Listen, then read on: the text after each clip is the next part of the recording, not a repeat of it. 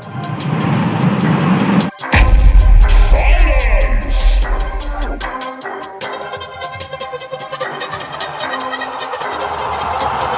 go, insert name FC!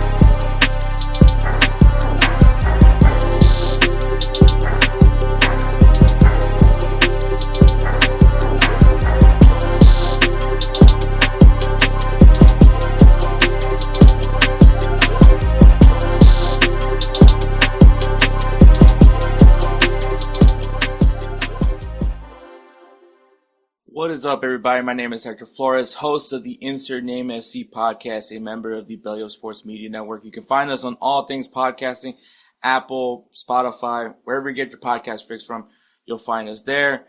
Check us out on social media, on Instagram, X, Facebook, at Insert Name FC, and also check out our YouTube channel at Insert Name FC as well. We usually break these episodes down into shorter videos where you can digest it a little bit easier or at your convenience. A full video version of this podcast is also available on BellyUp's YouTube channel and on GolzTV, which also the short videos are also available on GolzTV as well. But yeah, so another two new seasons to preview as well. We got Serie A and the Bundesliga to talk about. Also, Nick Gable, writer extraordinaire for BellyUp, covers soccer as well as other sports for BellyUp. He is here to talk about the Ballon d'Or. We gave you guys our top three and our likely candidate to win the Ballon d'Or. So that's going to be a really good discussion. Make sure you guys check out Nick Gable's articles that he drops over there at BellyUpSports.com. And yeah, I mean, that's pretty much this episode. So not 3 leagues, hopefully not a 4-hour long episode, but it'll still be pretty substantial just because obviously it's 2 league previews that we have to talk about, and as well as Ballon d'Or talk. And of course, 3 up, 3 down. We still have that going. And this is going to be the Bundesliga kits. So we are now going to go to Bundesliga and talk about the kits in the German league. So hopefully you guys do that go ahead and enjoy that as well. Obviously, if you guys are watching the video version, you guys can tell I'm wearing an Arsenal kit right now. Arsenal's actually, I'm recording this right now on Sunday. Arsenal's about to play Manchester United for match day 1. And obviously, we mentioned this on the podcast. If you guys aren't familiar, we do have a jersey bet amongst me, Edward, and Spencer. So me, Edward, he supports Manchester United. So we're already kicking off the season with the jersey bet. And if you guys don't know, it's just a giant table. Winner of the table gets a jersey. So the losers have to buy a jersey for the winner. So yeah, that's pretty much it. But yeah, that's all I really have. So yeah, once again, Serie A preview, Bundesliga preview, Ballon d'Or, and 3 up, 3 down. So it should be a really fun episode. So guys, sit back, relax, and enjoy another episode of Insert Name FC. Let me tell you guys about BellyUpSports. BellyUpSports is the internet sports bar. Go ahead and check out their website, www.bellyupsports.com, to read some great articles from great writers all across the country, from hockey, baseball, golf, soccer, you name it. BellyUpSports is the premier, not your average website. All right, guys. So Edward was not feeling well, and so he is not going to be available for this episode. But just so you guys have a reminder, we're going to preview Bundesliga, Serie A, and then we're also going to talk about the Ballon d'Or nominations and predict our top 3. So, but that's going to be with Nick Gable. So, but the previews for the Bundesliga and Serie A will just be me. Obviously, because this was a very last minute thing that just happened, and obviously I hope Edward gets enough rest and gets better. But all right, in the Bundesliga, same thing, like same way we did the other preview last week. if you guys are watching the video version, I don't even think I'm pointing it the right way. Maybe this way. I don't know. Doesn't really matter. The table is going to be by my side, and for the audio version, I'll go ahead and say the teams competing in this season's Bundesliga. So we have Augsburg, Bayer Leverkusen, Bayern Munich, Borussia Dortmund, Borussia Mönchengladbach, Eintracht Frankfurt, FC Cologne, SC Freiburg, Hamburger SV, Heidenheim, Hoffenheim, Mainz, RB Leipzig, FC St. Pauli, VfB Stuttgart, Union Berlin, Werder Bremen, and Wolfsburg.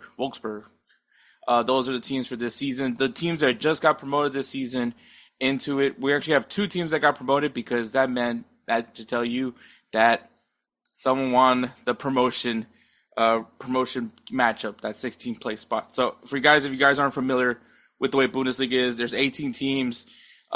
Bottom 2, 18th and 17th, automatically gets relegated to the second division. 16th place plays against the third place team from the second division to decide who's staying in the Bundesliga, basically. So it's a play-in game for the Bundesliga. And this year, being that there is no third team, should tell you that the team that was in that 16th place spot is staying afloat in the Bundesliga. Should I probably have gotten that team's name? Probably. That's, players fuck up. Am I going to? Probably should, actually. All right, let me see. Bundesliga. Play in 2024. This is great podcasting, by the way. 25.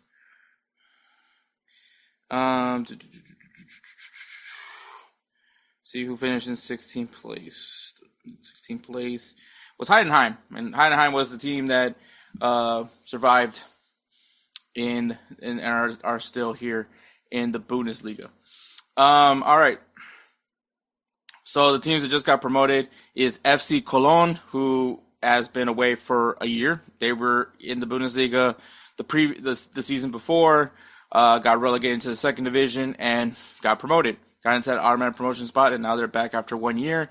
And Hamburger SV, who has not been in the Bundesliga in 7 years. So this team has definitely been grinding it out, trying to get back into the Bundesliga, and now they're here. And I will say have made quite the statement, especially in their kits this season. So that's just wanted to put that out there. But yeah, I'm gonna be really intrigued. Cologne usually tends to do fairly well in the Bundesliga. We'll see if that stays to be true. Hopefully, they can avoid being relegated.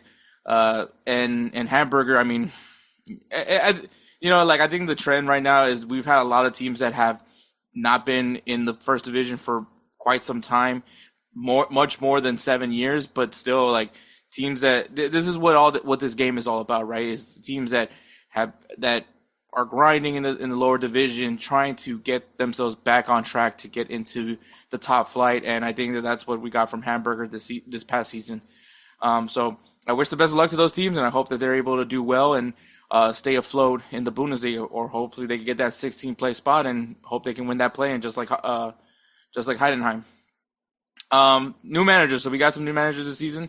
For RB Leipzig, they're going to have Ole Werner, who their previous manager, Zlat Low, was interim. So he was, they were going through some managerial changes over there in Leipzig. Actually, the next two were all interim managers.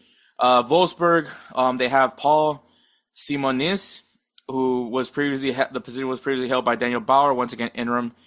FC Cologne, Lucas Kwasniak, he is now taking control of FC Cologne, the team that just got promoted. And Friedhelm Funkel was actually the interim manager, so that's intriguing. A team that just got promoted, got a new coach, a new manager, which I mean, it isn't out. It's not like it's not common. It's just that especially with newly promoted teams, most of the guys end up getting poached. I mean, Sutherland's probably a pretty good example, even though Sutherland did win 3-0 this past week in their return to the Premier League. But yeah, it's gonna be interesting to see what Lucas Kwasniak can do with this Cologne team, and like I said, once again, hopes to stay afloat. Bayer Leverkusen, Erik ten Hag is taking over Leverkusen as Xabi Alonso has now taken the Real Madrid job. Obviously, we talked about that in the previous episode. So we'll see what the Erik ten Hag era at Bayer Leverkusen, what entails. FC Augsburg, we have now Sandro Wagner, who's taken over for Jess Dorup, who was sacked at Augsburg. Augsburg kind of was not great, so obviously, respectively so. And then Werder Bremen, they now have Horst Steffen taking over, and their previous manager was Ole Werner, who was sacked and is now the manager of RB Leipzig. So, it just happens like that. Things do happen to be like that's what happens, and we'll see how all this goes, man. Stories to follow this season in the Bundesliga. I'll start things out with Hamburger, man. It's going to be really interesting to see what they've learned in their time in the lower division, like how, what players are going to be standouts from them, throughout the promotion process. But can they make a name for themselves in the Bundesliga and showcase what they can do? And hope, and like I said, obviously the objective right now is to stay in the Bundesliga this season and then work from there. And I think it's going to be really interesting to see. So far as I know, they still have the same manager, and I hope that they have made some interesting transfers to strengthen this team for the first division of German football. So I think that Hamburg is going to be a really interesting team to follow this season. Once again, for me, like obviously when I think of Hamburger, the first thing I think of is Jesus Christ, how's this guy's name? Bobby Wood, who did play for Hamburg. And so I think it's really cool to see how this team performs. Obviously, Bobby was not with this team anymore, but that's the last time I remember watching this team. And so we'll see how they do. And once again, hopefully they can stay afloat. Obviously, the real thing is going to be what will be the post-Xabi Alonso era look with Erik ten Hag. Obviously, you guys know Xabi Alonso essentially revolutionized Bayer Leverkusen. Obviously had an undefeated season in his first full year as the manager of Bayer Leverkusen. A lot of excitement came from that. They were in the Europa League final. They did lose to Atalanta. That was their only loss that season. They won. They got a domestic double. They won the Bundesliga and they won also the DFB Pokal. So just a really interesting season. Obviously, second season, I think things came a little bit back down to earth. Not too much per se because they were very competitive throughout. Even though Bayern Munich did end up winning the league, it wasn't necessarily an easy battle for it. I mean, Leverkusen definitely put up a good fight. But at the end of the day, obviously the writing was on the wall. Xabi Alonso, in his contract, had a stipulation that he can leave the club if Real Madrid is available. Real Madrid was very much available, and they were very much interested in him, and he took the job. And Leverkusen really had nothing else to do, but at this point, find a new manager. The names there were plenty of names that were thrown out. Obviously, Xavi Hernandez, obviously Barca legend, and we all know it's time for Barcelona, but was one of the names that was thrown out there for the Leverkusen job, but it ended up being Erik ten Hag. I know a lot of people want to make some jokes about Erik ten Hag. I understand things didn't pan out at Manchester United for him. Obviously, once again, sometimes I feel like sometimes when you just worked at Ajax, just because of what Ajax has been able to do recently, maybe not recently, but over the years, have just been able to build a very successful academy, names upon names that become sensational stars in the European ranks. Obviously, Johan Cruyff is the first name everyone thinks about when you think of Ajax and also Barcelona. And I think Erik ten Hag obviously did his thing with Ajax, had a very iconic Ajax team. I feel like made the most sense in the world to go after him, and Manchester United did. Unfortunately, just things didn't pan out for him at Manchester United. We talked about this when we talked the Premier League. Like there's like a whole lot of things wrong with Manchester United that I don't think that a manager is going to solve it. I mean, they did just lose to Arsenal today. We're recording on Sunday. Arsenal did beat them 1-0 at Old Trafford. It's just been just problems on problems with that Manchester United team, and I really don't think it really matters who's in charge of the team until the club figures out what's wrong internally, before they go ahead and jump on another manager. But I think at the same time, going back at that Erik Ten Hag era with Manchester United, it's not like there's not much to take away from him, right? Like, I mean, well, okay, I'm not gonna say right, but like, besides just obviously poor form, but at the end of the day, Manchester United went and got the players that I think in reality you should go after. You should go after Casemiro. You should go after Jadon Sancho. You should go after Anthony. You should be going after yes, there was a few head scratchers, obviously, like for instance, Højlund was a bit of a head scratcher, but all in all, like I think, a team that doesn't shy away from spending money. I think it's kind of funny that we now give them at least as far as American sports comparisons, we dub Manchester United the Dallas Cowboys of the Premier League just because of the fact, or you could say Manchester United, the Cowboys of the Manchester United of the NFL. Whatever makes you feel better about yourself. But it is a team that kind of just lives in the past, and wants to wants to believe that the next year is going to be their year. But in reality, and I mean, you've gone through very amount of coaches, maybe not amount of coaches, but when you think of the Dallas Cowboys, obviously Tom Landry. I'm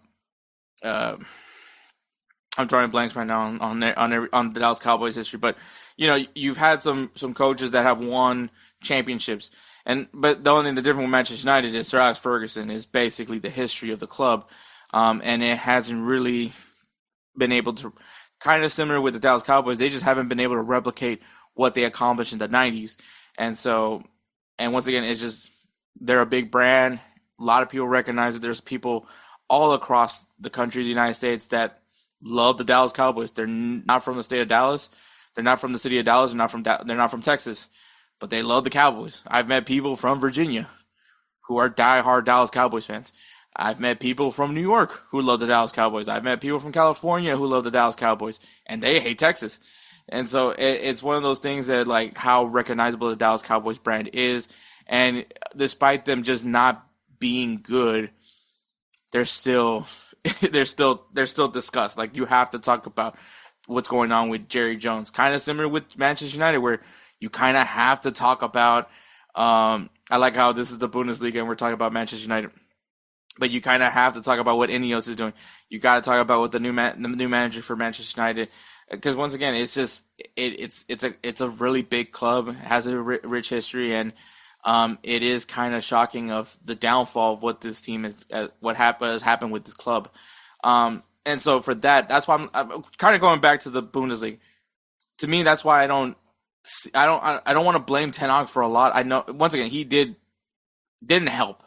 He didn't help the cause as much, but at the end of the day, I don't put the blame solely on Erik Ten Hag. Like, it is just a massive combination of a lot of things in over there.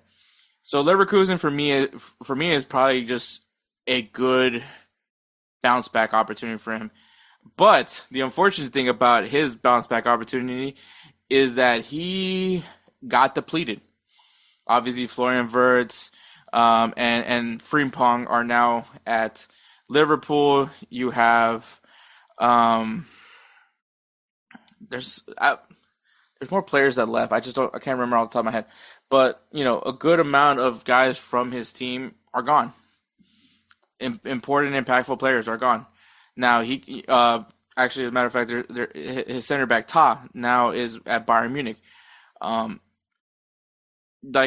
He's lost some important pieces to his team, and it's going to be up to him to try to figure out how to put out a competitive product out there and continue stay the course with what Xabi Alonso has done.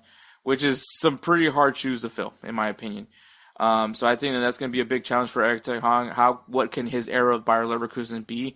Because there's high expectations for a lot of the supporters of Bayer Leverkusen, especially after what Xabi Alonso has been able to accomplish with that team in just a short span of time. So I'm going to be very intrigued to see how he does this season with Bayer Leverkusen, because it's going to be a challenge. And then a team to watch this season. I'm gonna go with Borussia Dortmund. I think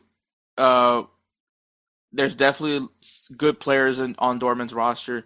I want to see what this team does. Obviously, they didn't move on from a coach, so I want to see what happens when you have some continuity with the team. Obviously, the whole Nuri Sahin did not pan out as well as they hoped. But I think since the new manager took over, let me probably get his name too, because this is great researching. Niko Kovac. Niko Kovac. He, as immediately after they sacked Sahin, he took over and he really made this club look very good. I mean, obviously they made it into the Champions League. They got a Champions League spot, not by technicality, just by being in one of the positions to get a Champions League spot. So we'll see what he does when he has his own transfer window. Able to assess, now he has a better assessment of his players, and how he makes this team to compete in the Bundesliga and obviously all the other competitions that are involved for Borussia Dortmund. So that's really the team to watch for me is Borussia Dortmund. Can they get back and being that threat to Bayern Munich in the Bundesliga? And my player to watch this season, I'm going to stick with Harry Kane, man. Harry Kane, who obviously took a big risk, left Tottenham. Well, I guess not really a big risk because everyone, if everybody would say the safest bet to win a championship is probably with Bayern Munich, aside from PSG. But he went to Bayern Munich, obviously in hopes of winning some trophies. First year, didn't win a trophy, which was kind of comical. Second year, did win some silverware. He won, obviously he won the Bundesliga. And then already started out with the German Super Cup. So, obviously this is his opportunity to build up as much as he can on his resume. I think it's safe to say Harry Kane is going to go down as one of the best strikers in England's history. It's not as far-fetched as many people think. He's a solid player. I think would have won many trophies if he just wasn't at Tottenham. I commend him for his loyalty to that club. He did what was best for him, and that was to go to Bayern Munich, and it has paid off tremendously, in my opinion, obviously because it ended with him lifting a trophy. I think for him at this point is eyeing a potential Champions League. I think that's where his sets, Bayern Munich's focus are. They are going to be without Jamal Musiala. That's going to be a massive loss, but they are going to be without him for the season. But once again, it's going to be up to that team how they step up. They have plenty of talented players on that team, where even though Jamal Musiala is a massive loss, I think that they can still go keep doing what they're doing. Obviously, Coleman is now gone. Leroy Sané is gone. But Bayern Munich doesn't make those moves unless they feel confident in what they have on the team or they're working on getting somebody. And I think that that's really what it came down to. Obviously, I think their plan was hoping that Jamal Musiala would very much be part of that team. But I still think they're still the strongest team in Germany, and they're probably going to be the winners of the Bundesliga. Which that leads to the final thing, which is will Bayern Munich win the league, and if not, who? I think there's too many question marks with Bayer Leverkusen. I could see a dip happening with Leverkusen. No offense to all the nice things that I said about Ten Hag, you could push to the wayside because honestly, they lost a lot of good players as well, and that's also something that you need to take into consideration. But I don't think Borussia Dortmund is necessarily up there just yet to compete with them. RB Leipzig was kind of weird. I hope that they can compete, but I think at the end of the day, Bayern Munich, they poach off of some of the best team. They poach off the best players on all of these Bundesliga teams, which is kind of the reason why Bayern Munich just stays dominant and a lot of teams stay where they are in the Bundesliga. And until that changes, I just don't see how that will ever go away. So I don't see another team that could compete with them at least right now this season.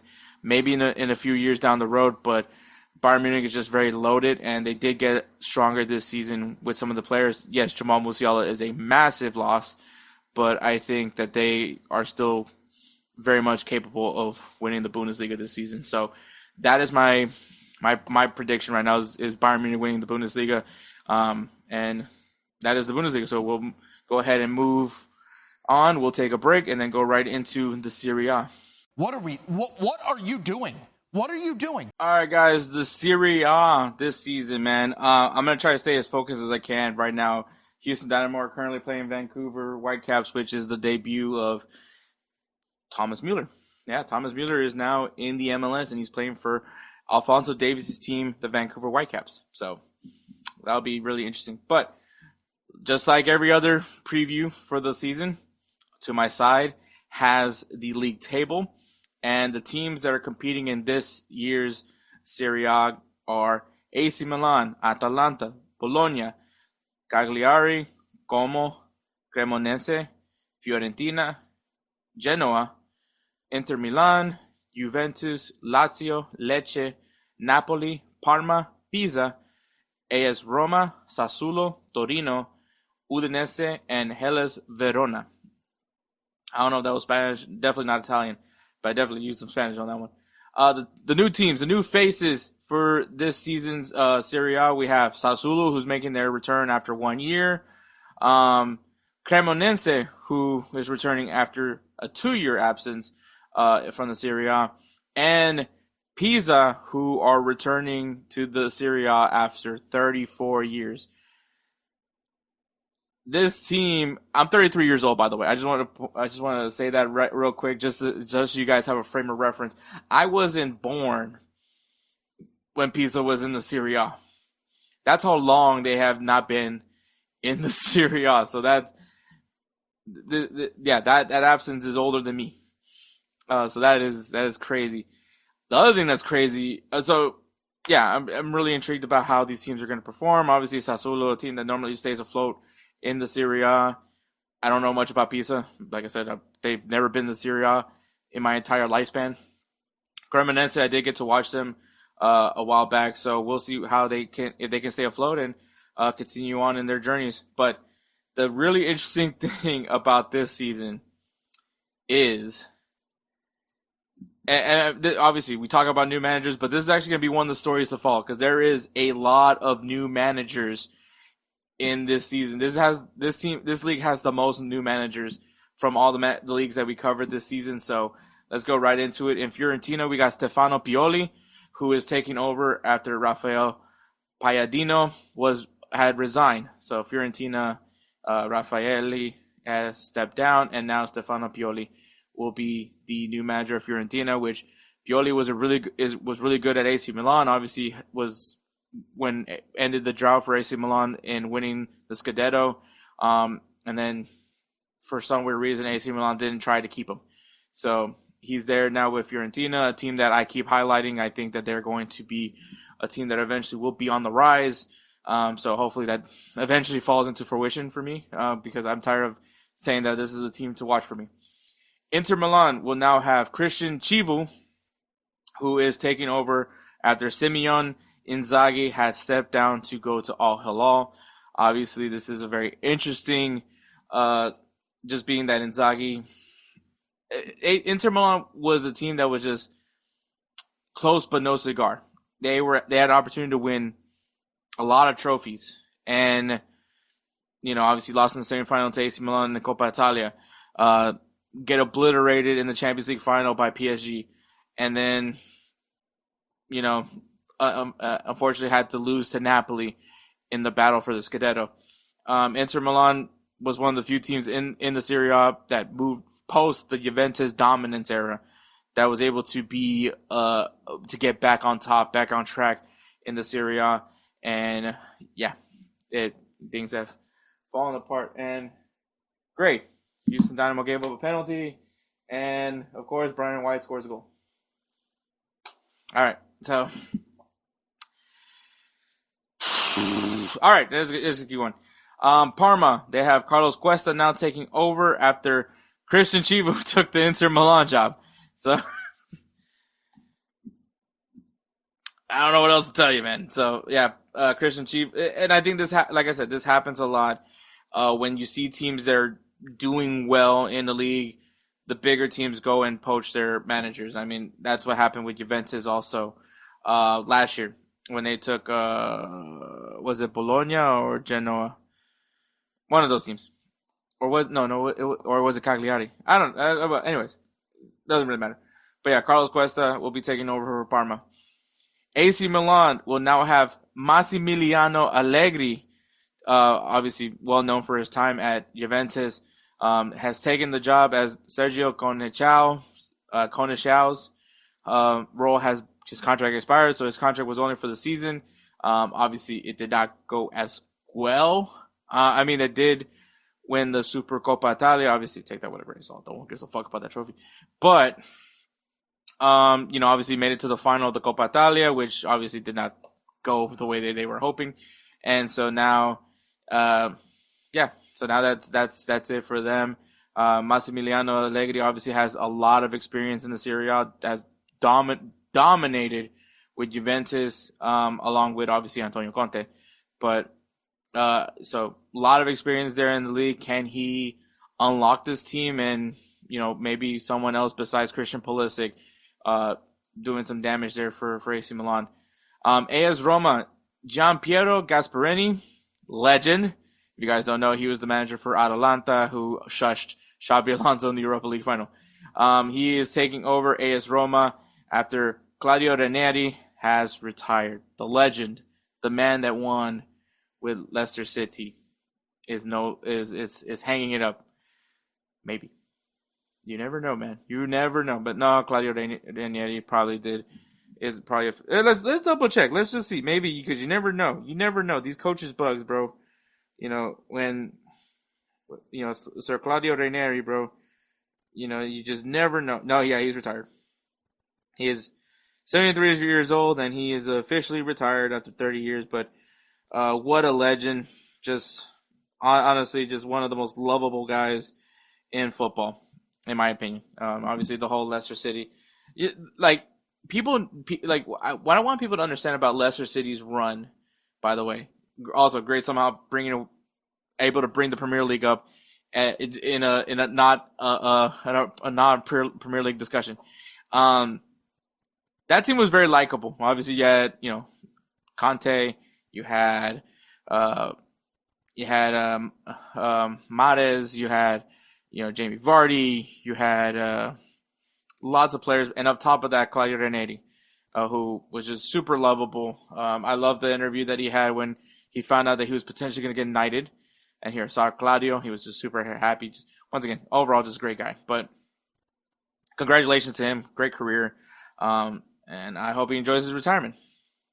In Atalanta, they have Ivan Juric taking over after Gianpiero Gasperini took the Roma job. So we'll see how Atalanta responds now without their mastermind Gasperini. Lazio, Maurizio Sarri is now taking over Lazio after Marco Baroni has been sacked. In Cagliari, Fabio Pisacane has taken Pisacane. It has to be Pisacane. After David Nicola stepped down through mutual consent, which more often than not, it wasn't mutual. Torino is Marco Baroni, who is taking over after Paolo Vanoli was stepped down through mutual consent. In Lecce, newly promoted Lecce, Eusebio De Francesco is going to take over after Marco Giampaolo stepped down through mutual consent. I mean, I don't know what to tell you at this point. In Pisa, newly promoted Pisa is going to be ran by Alberto Gilardino, which I have to search this one up because this is a name that I believe I'm very much familiar with, because I am. Because that is, of course, Alberto Gilardino from AC Milan. Obviously, for those, I don't know how many times I have to explain this, but me and Edward, we both grew up on Brazil. You know, our parents are all Brazilian fans because we're from El Salvador and we don't have any good football to watch from El Salvador. Fun football, but not necessarily good football, if that makes any sense. So we watched a lot of Brazil, and obviously Ricardo Kaká, a very talented player. And you know, so because I liked how Ricardo Kaká played, I did watch some AC Milan games. Not an AC Milan fan, but I did watch some AC Milan games, and so I got to see that team that did win the Champions League, that beat Liverpool, got the revenge on Liverpool, right? And I remember, I believe that was 2005. Alberto Gilardino, Filippo Inzaghi, Clarence Seedorf, Paolo Maldini, icon, Paolo Maldini, Cafu, Dida, Gattuso, Andrea Pirlo. That is a fucking wicked ass loaded team. But Alberto Gilardino is a player that I'm very familiar with, and it's funny enough because he actually took over the job after Filippo Inzaghi left on mutual consent. So, little perfect thing right there. And then in Cremonense, it is David Nicola who is taking over Cremonense, newly promoted Cremonense. So all three of the newly promoted teams in the Serie A all have new managers. David Nicola, who I believe, he actually left the Cagliari job to take this job, and the reason why he's taking this job is because Giovanni Stroppa, his contract expired and they did not renew. So the first storyline in general is just a lot of new managers, a lot of new faces on these teams. Could that be an advantage for some of the teams that already have a manager in place? You know, so that's going to be interesting enough for that storyline in general. Just so many managers have changed in the Serie A. And I think that's going to be really interesting to see, you know, who is impactful right away, and maybe hopefully no massive amount of new managers for next season as well. Also, we got to throw it up there. Allegri is now taking over AC Milan. Is he going to be able to unlock this AC Milan team? Is this team going, you know, obviously they made it to the Coppa Italia final. Can they compete also for the Scudetto this season? Can he unlock this team? Does he have do they have the players? And if so, can he get them to that next step? It's going to be a really interesting storyline to follow. Once again, Allegri has a lot of experience in Serie A. He obviously, with his time at Juventus, is probably one of his best examples for his resume. So he knows Serie A very well. He knows how to compete in it. And, you know, I will say, I believe AC Milan does not have any European competition. So their focus is going to be solely on the Scudetto and the Coppa Italia. So this is probably in all scenarios, the best scenario for AC Milan, where they can just focus on the league and focus on the Coppa Italia, whereas the teams that are probably going to be competing with them have to focus on other competitions. So it's going to be really interesting in that aspect of it when it comes to AC Milan. Can Allegri really get the best out of this team, knowing that they have, in some sense, an advantage over the teams that have multiple competitions to worry about? And the last thing we'll talk about is Kevin De Bruyne. So Kevin De Bruyne, in this transfer window this offseason, his contract was running out. Was going to run out with Manchester City. He wasn't going to renew with Manchester City, and everyone was just curious of what he was going to do post Man City. Obviously, his whole career, at least the epitome of his career, has been with Manchester City. He was a Chelsea, another Jose Mourinho flop, right? Chelsea didn't see any value with him, so they moved on from him, went to Man City, and became their captain, dare I say, legend for Manchester City. Obviously was part of that golden generation of Belgium. A lot of things you can say about Kevin De Bruyne. Just really talented, amazing 10, really good with the ball, and just a phenomenal leader. He is... The whole thing was everyone was thinking that this guy was going to go to MLS, either play for San Diego FC or maybe stay with the City Group and play for New York City FC. But there was a lot of talks about him going to the MLS, and then a lot of talks also about him going to Saudi Arabia. Which, I mean, when you start talking about players, especially at the age of Kevin De Bruyne, those seem to be the two options, right? Do you go to the MLS, and try just move to America and just enjoy the resource, enjoy whatever America has to offer, or do you go chase the money and go to Saudi Arabia, which a lot of guys have done that as well. But that seems to be the guys that are like on the cusp of their exits, right?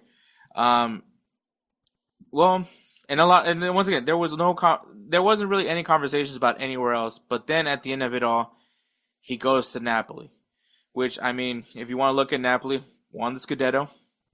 And on top of that, McTominay, I talk about another guy from Manchester United, but Manchester, who maybe didn't get a little bit different from Kevin De Bruyne, because Kevin De Bruyne is very much loved and respected. McTominay, I think people saw his value, but just wasn't utilized properly at Manchester United. Well, he goes to Napoli and just becomes a star, a stud for Napoli, which is very fitting for Manchester United as of lately. Could that midfield just have gotten a lot stronger with Kevin De Bruyne? Now, the concern, obviously, with Kevin De Bruyne is his health. Can he stay healthy and be impactful for this Napoli team? A team that's hoping to maintain their status as the best team in the Serie A. Obviously, they have Champions League aspirations. I mean, any team that's in the Champions League should have Champions League aspirations. I think that just makes common sense. So they have a lot of things to ride on this season. Not only on top of that, but obviously they also have the Champions League to focus on. And a guy with a lot of Champions League experience to add on to that team could benefit Napoli as well. With his leadership, could he be another thing that can he be more impactful for this Napoli team, who seems very strong to begin with? Can they make them stronger? And maybe we have a new story to talk about Napoli now being the most having the Napoli story like last year with PSG. Probably not going to happen, but still, I think can Kevin De Bruyne's leadership and experience help them juggle all those things and still end the year with some silverware at the end of it. So I think that's going to be a really interesting storyline to follow, especially with Kevin De Bruyne. Once again, truly talented player, amazing player. I think still has a lot left in the tank, and I can't wait to watch Napoli this season. I mean, the Serie A is a really fun league, man. I enjoy it for its technical ability, its physicality. It does harp more on the defense, which that just tells you if you're able to score goals in the Serie A, you must be a really good player to take on physicality as well. So it's a really good thing. So I really can't wait to see what the Serie A has to offer. Now, player to watch. I'm just gonna say, man, Christian Pulisic, and it's not for good things. I think at this point, Christian Pulisic has done all that he can to make himself look like an asshole. I'm just gonna say that wholeheartedly. This guy looks like a prick, and the reason why I say that is because this was in many U.S. soccer fans' eyes like our best player, which in reality he is. He is the best player in the U.S. And I think that a lot of the things that has happened is massively the fault of U.S. soccer fans. You know, we jumped the gun, right? A lot of U.S. soccer fans just jumped the gun trying to call this the golden generation. And in reality, we've never had a generation period. We've had groups of guys that have just somehow found ways to win games. Not great. Okay. Surprise people. Sure. But to be a golden generation, it would mean that your team has been doing things right for years. Prime example, if you think of England, their golden generation, which was, I believe, David Beckham, David Beckham, Lampard, Gerrard. You know, I'm not gonna list all the names, but that golden generation, right? That England has had good teams. It wasn't like but they never had a group of players of that caliber, right, all together. And I'm sure there's going to be many more golden generations when it comes to England, just because of their structure, right, how they properly train in football. Belgium, they had recently had their golden generation, right? When you look at Romelu Lukaku, Eden Hazard, Kevin De Bruyne, Thibaut Courtois, Vincent Kompany, that golden generation of players. It's one of those once in a lifetime kind of group of players that maybe is never going to be replicated. And that's kind of the problem with the term golden generation when you're referring to the U.S. You're basically saying that we're never going to have a group of players of this caliber ever again. And in all actuality, it's going to be it's a huge, massive lie. I think the U.S. are trying to do things the right way. I think I've talked about this plenty of times to the point of ad nauseum. But the reality is just this isn't the golden generation. Hey guys, this is Hector from the Insert Name FC podcast, here to tell you guys about Canada-Dips. It is a great tasting, superior alternative to traditional dip using CBD in a way that is radical, enjoyable, and effective. It comes in 5 core flavors: wintergreen, mint, citrus, mango, and American spice. Canada-Dip CBD is the new evolution in dip, allowing guys to enjoy great, long-lasting taste without the downsides. If you guys want to go ahead and try them out, use the code BellyUp20 at CanadipCBD.com. Once again, BellyUp20 at CanadipCBD.com, and you'll get yourself 20% off your purchase. Thank you again for Canada-Dips for being a great partner of BellyUpSports. The golden generation is probably codependent on how this World Cup pans out for the U.S. But okay, that's enough of the U.S. talk part. But obviously, Christian Pulisic, he after just the context does matter with the U.S. soccer, so I'm gonna just kind of hit the bullet points. Obviously, got embarrassed in Copa America, got grouped. They finally fire Greg Berhalter. They hire Mauricio Pochettino, who is supposed to be the solution to U.S. soccer. He's going to fix U.S. soccer. At least that's what we're hoping. In reality, he's probably just here to make his resume look good. If he's able to get the U.S. out of the group stages and maybe even past the first round of 16, past the round of 16, able to use that to his resume. So whenever he gets his next club job, he's got that on his resume, which could happen, or maybe he could be the U.S. soccer coach for the rest of his life. I don't really know, but I'm begging more on the latter, on the other more than this one about him keeping the job. But he comes in, he's here to give mentality, provide a mentality, give these guys kind of that competitiveness that you're supposed to have, like the rest of the world does. And honestly, the performances haven't been great. Hasn't been remotely great. Besides the Jamaica performance and Camp Cupcake, which you could take that with a grain of salt, but beating Jamaica, which you're supposed to, but at the same time, it wasn't that great of a win to begin with. And then you go into the Nations League. Once again, take that with a grain of salt, however you will, but for the U.S., these are competitive matches. And, the likes of Panama, Canada, and Mexico, those are right now your competition. Those are the teams that are right now doing well in CONCACAF. So you got to beat them to be on top of CONCACAF. Pretty straightforward, right? You lose to Panama in a last-minute winner, which, give props to Panama. They competed, but you lose to Panama. Then you lose again to Canada. That Nations League became essentially a disaster. It was the first time the U.S. didn't win the Nations League, which obviously, frankly, I don't care. Like, the things I care about is how do you perform. I will like to see results correlate as well, but the big issue was they just didn't play well. They didn't look great. You should be able to have a majority of possession against Panama, and you should be able to finish in your opportunities against Panama, but they didn't. Mexico did, though. That's why they won the Nations League. You go against Canada. You scored 1 goal, but then got completely embarrassed after that. And it's just, that's what happened. So, being that was a terrible, terrible Nations League performance for the U.S., which Christian Pulisic was very much a part of it, they know they need to do better. All eyes pointed into Gold Cup. Now, let me just point this out. Yes, Gold Cup isn't the biggest tournament when it comes to international football. Obviously, World Cup Euro, Copa America is usually the ones that get more looks, more recognition. I mean, I'm sure people will even put African Cup of Nations in front of the U.S. I don't know about Asian Cup. Maybe that could be like a good even tie. Once again, I'm just not familiar with how their tournament won because it's usually pretty early in the morning when their tournament is being played. But I think CONCACAF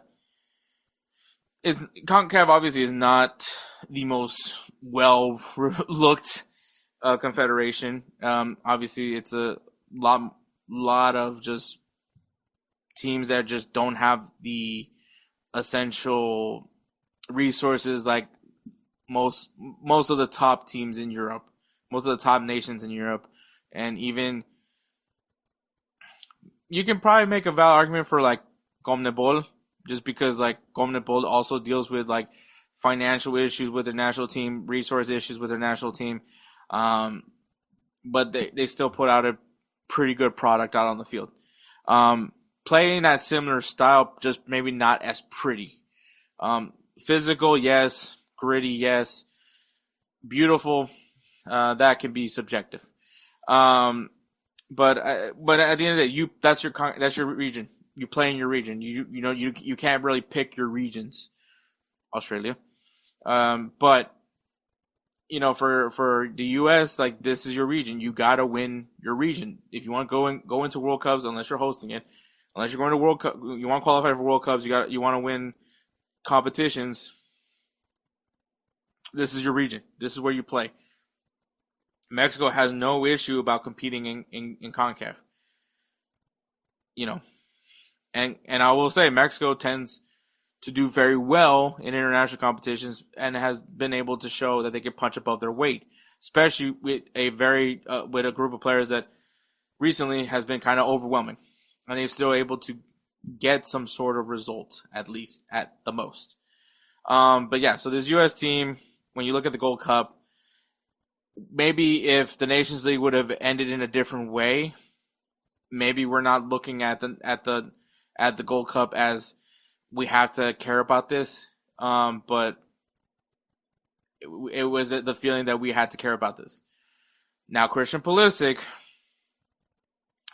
chose not to participate in the Gold Cup, which then led to, well, there were some players that were excused. Obviously, Timothy Weah, Claudio Reyna, Gio Reyna, Weston McKennie, any of the guys that were in Club World Cup were essentially kind of excused because they were competing in the Club World Cup. Their clubs weren't going to let them go play in the Gold Cup. And Christian Pulisic wasn't in the Club World Cup, but at least for a lot of people, the conception, the context was he was dealing with an injury, and he wanted to recover after playing a long season, which is totally fine.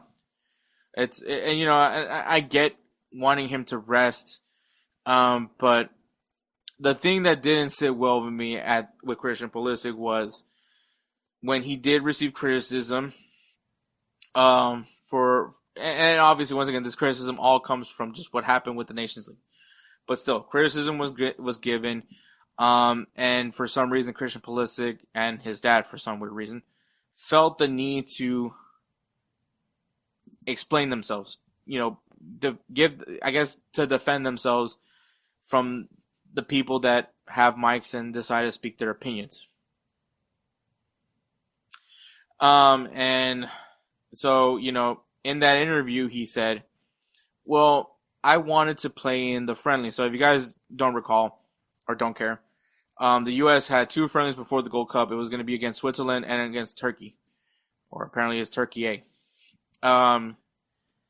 And he basically said, I want to play the friendlies. I just don't want to play in the Gold Cup.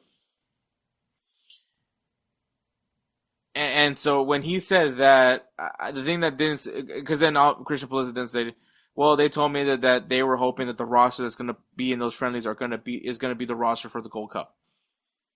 And I respected that. I respected that decision. Obviously, that was a load of crap because a lot of players then ended up leaving the camp to go, to rest while the rest played in the Gold Cup. So that was literally a crock of shit. But which to each his own. I think U.S. Soccer also didn't handle this fairly well either. But anyways, fast forward.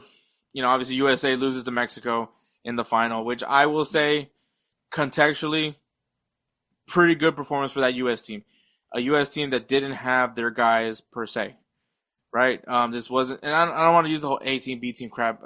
Yes, I get it. Mexico's been overwhelming, but still, you were able to put in a subpar U.S. team, and they were able to go far. And it was mainly because these guys bought into what Pochettino was selling.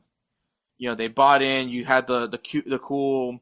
Well, I'm not gonna say cute, but that moment where you could see the players crying in the locker room, and Pochettino, you could see him. You're hearing him cry. You're seeing him cry, and you're starting to realize that Pochettino does in fact care about this team. He wants this team to be good, and to see them crying, and it's not a sign of weakness. It shows that you care. You battled it out. You grinded it out throughout a whole tournament. You made it to the final, and you couldn't win it.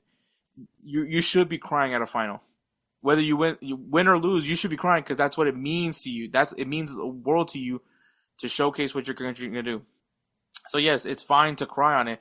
It shows that you give a crap, and to see all those players, taking it in the chin, like, hey, this sucks. I don't want to be in the final and lose. I don't want to be the final wearing a silver medal.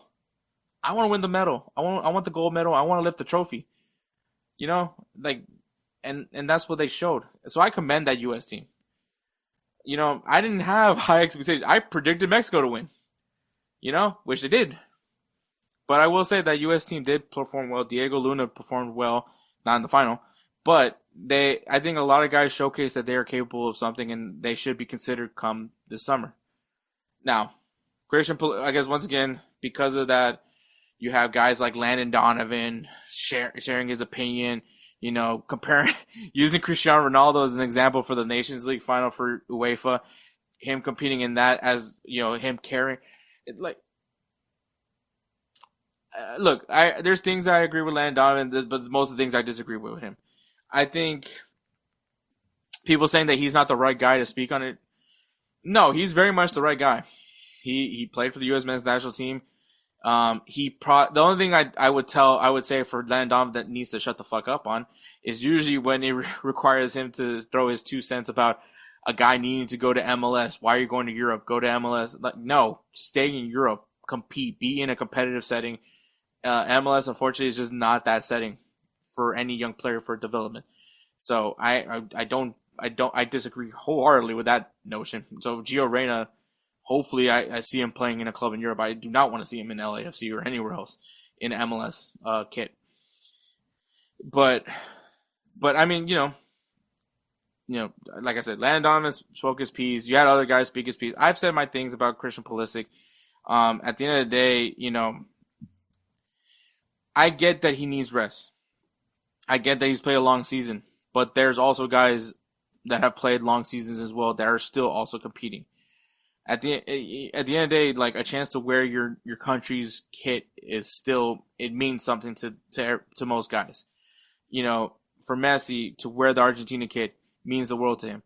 For Cristiano Ronaldo to wear the Portugal kit, it means the world to him. For Mbappe, for any international player, especially top international players, Lamine Yamal, it means something to them. You can see that when they're doing the national anthem and they're singing their hearts out for their country's national anthem. I'm not going to go more further into that one because I can go into a very long rant about that. But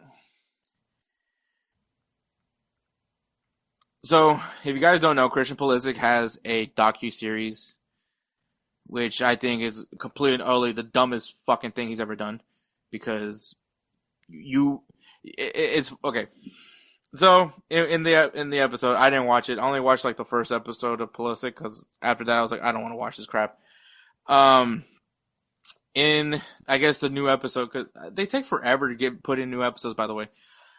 In the newest episode, I guess they're talking about the criticism that he received, and they had Tim Weah, my adopted son, also in this episode, and basically started talking about media heads critiquing, obviously, Landon Donovan, anybody that has critiqued the U.S. men's national team, specifically Christian Pulisic, and the guys from what the quote-unquote golden generation of U.S. soccer. And basically saying that, you had Tim Weah calling them evil, which was fucking moronic. You had Christian Pulisic, look, people are going to talk. Like, the reason you're in your position, you're the best player in the U.S. soccer's history as of right now. I don't think anybody's going to take that away. Right now, yes, you're better than Landon Donovan. I would also argue better than Clint Dempsey. Just from where you are right now as a player. They are not, they maybe, I mean, I don't know where you are in the U.S. goal tally so far, but I'm sure you're going to pass them up eventually. But these guys, yes, they come from a different time period, but guess what? They played with very much little and still made more with it. For them to say, what have you guys accomplished? You guys haven't accomplished anything either. They've won Gold Cups just like you won Gold Cups. What are you going to flaunt? The Nations League? So, like, it's completely asinine. But, like, calling them evil, they're just chasing a check. No, duh. No, duh, they're chasing a check. They're paid to talk about you guys. Of course they're going to, Landon Donovan, Alexi Lawless, whatever guy you want to talk about. Yes, that is their job. Their job is to talk about you. If it hurts your feelings, then you're letting them win. If it bothers you so much, you're supposed to change the narrative. So by changing the narrative, meaning you got to step up and start playing well. Step up and start playing for your national team. But instead, you go the opposite route. Now you sound bratty. You sound like you're whining. Like, this is not what you want to do. You already shot yourself in the foot when you pulled that whole thing about, I actually wanted to play in the friendlies. I didn't want, but I didn't want to play in the Gold Cup. I didn't like that. Personally, I didn't like it. I thought, so you want to play against the European team, the European nations, but you don't want to play against Guatemala. And once again, I know the whole, whatever their excuse was as to why they didn't have Christian Pulisic play. I believe it was a total crock of crap. Trust me, I agree. But at the same time, like, Christian, and then on top of that, you have your dad. Why do people not like LeVar Ball? Because he says dumb things and it hurts your brand. Because it's not LeVar Ball speaking for LeVar Ball. It's LeVar Ball speaking for Lonzo. LeVar Ball speaking for Melo. LeVar Ball speaking for Jello. It's LeVar Ball saying that his sons can have the Lakers. If all his sons play on the Lakers, they're going to win championship.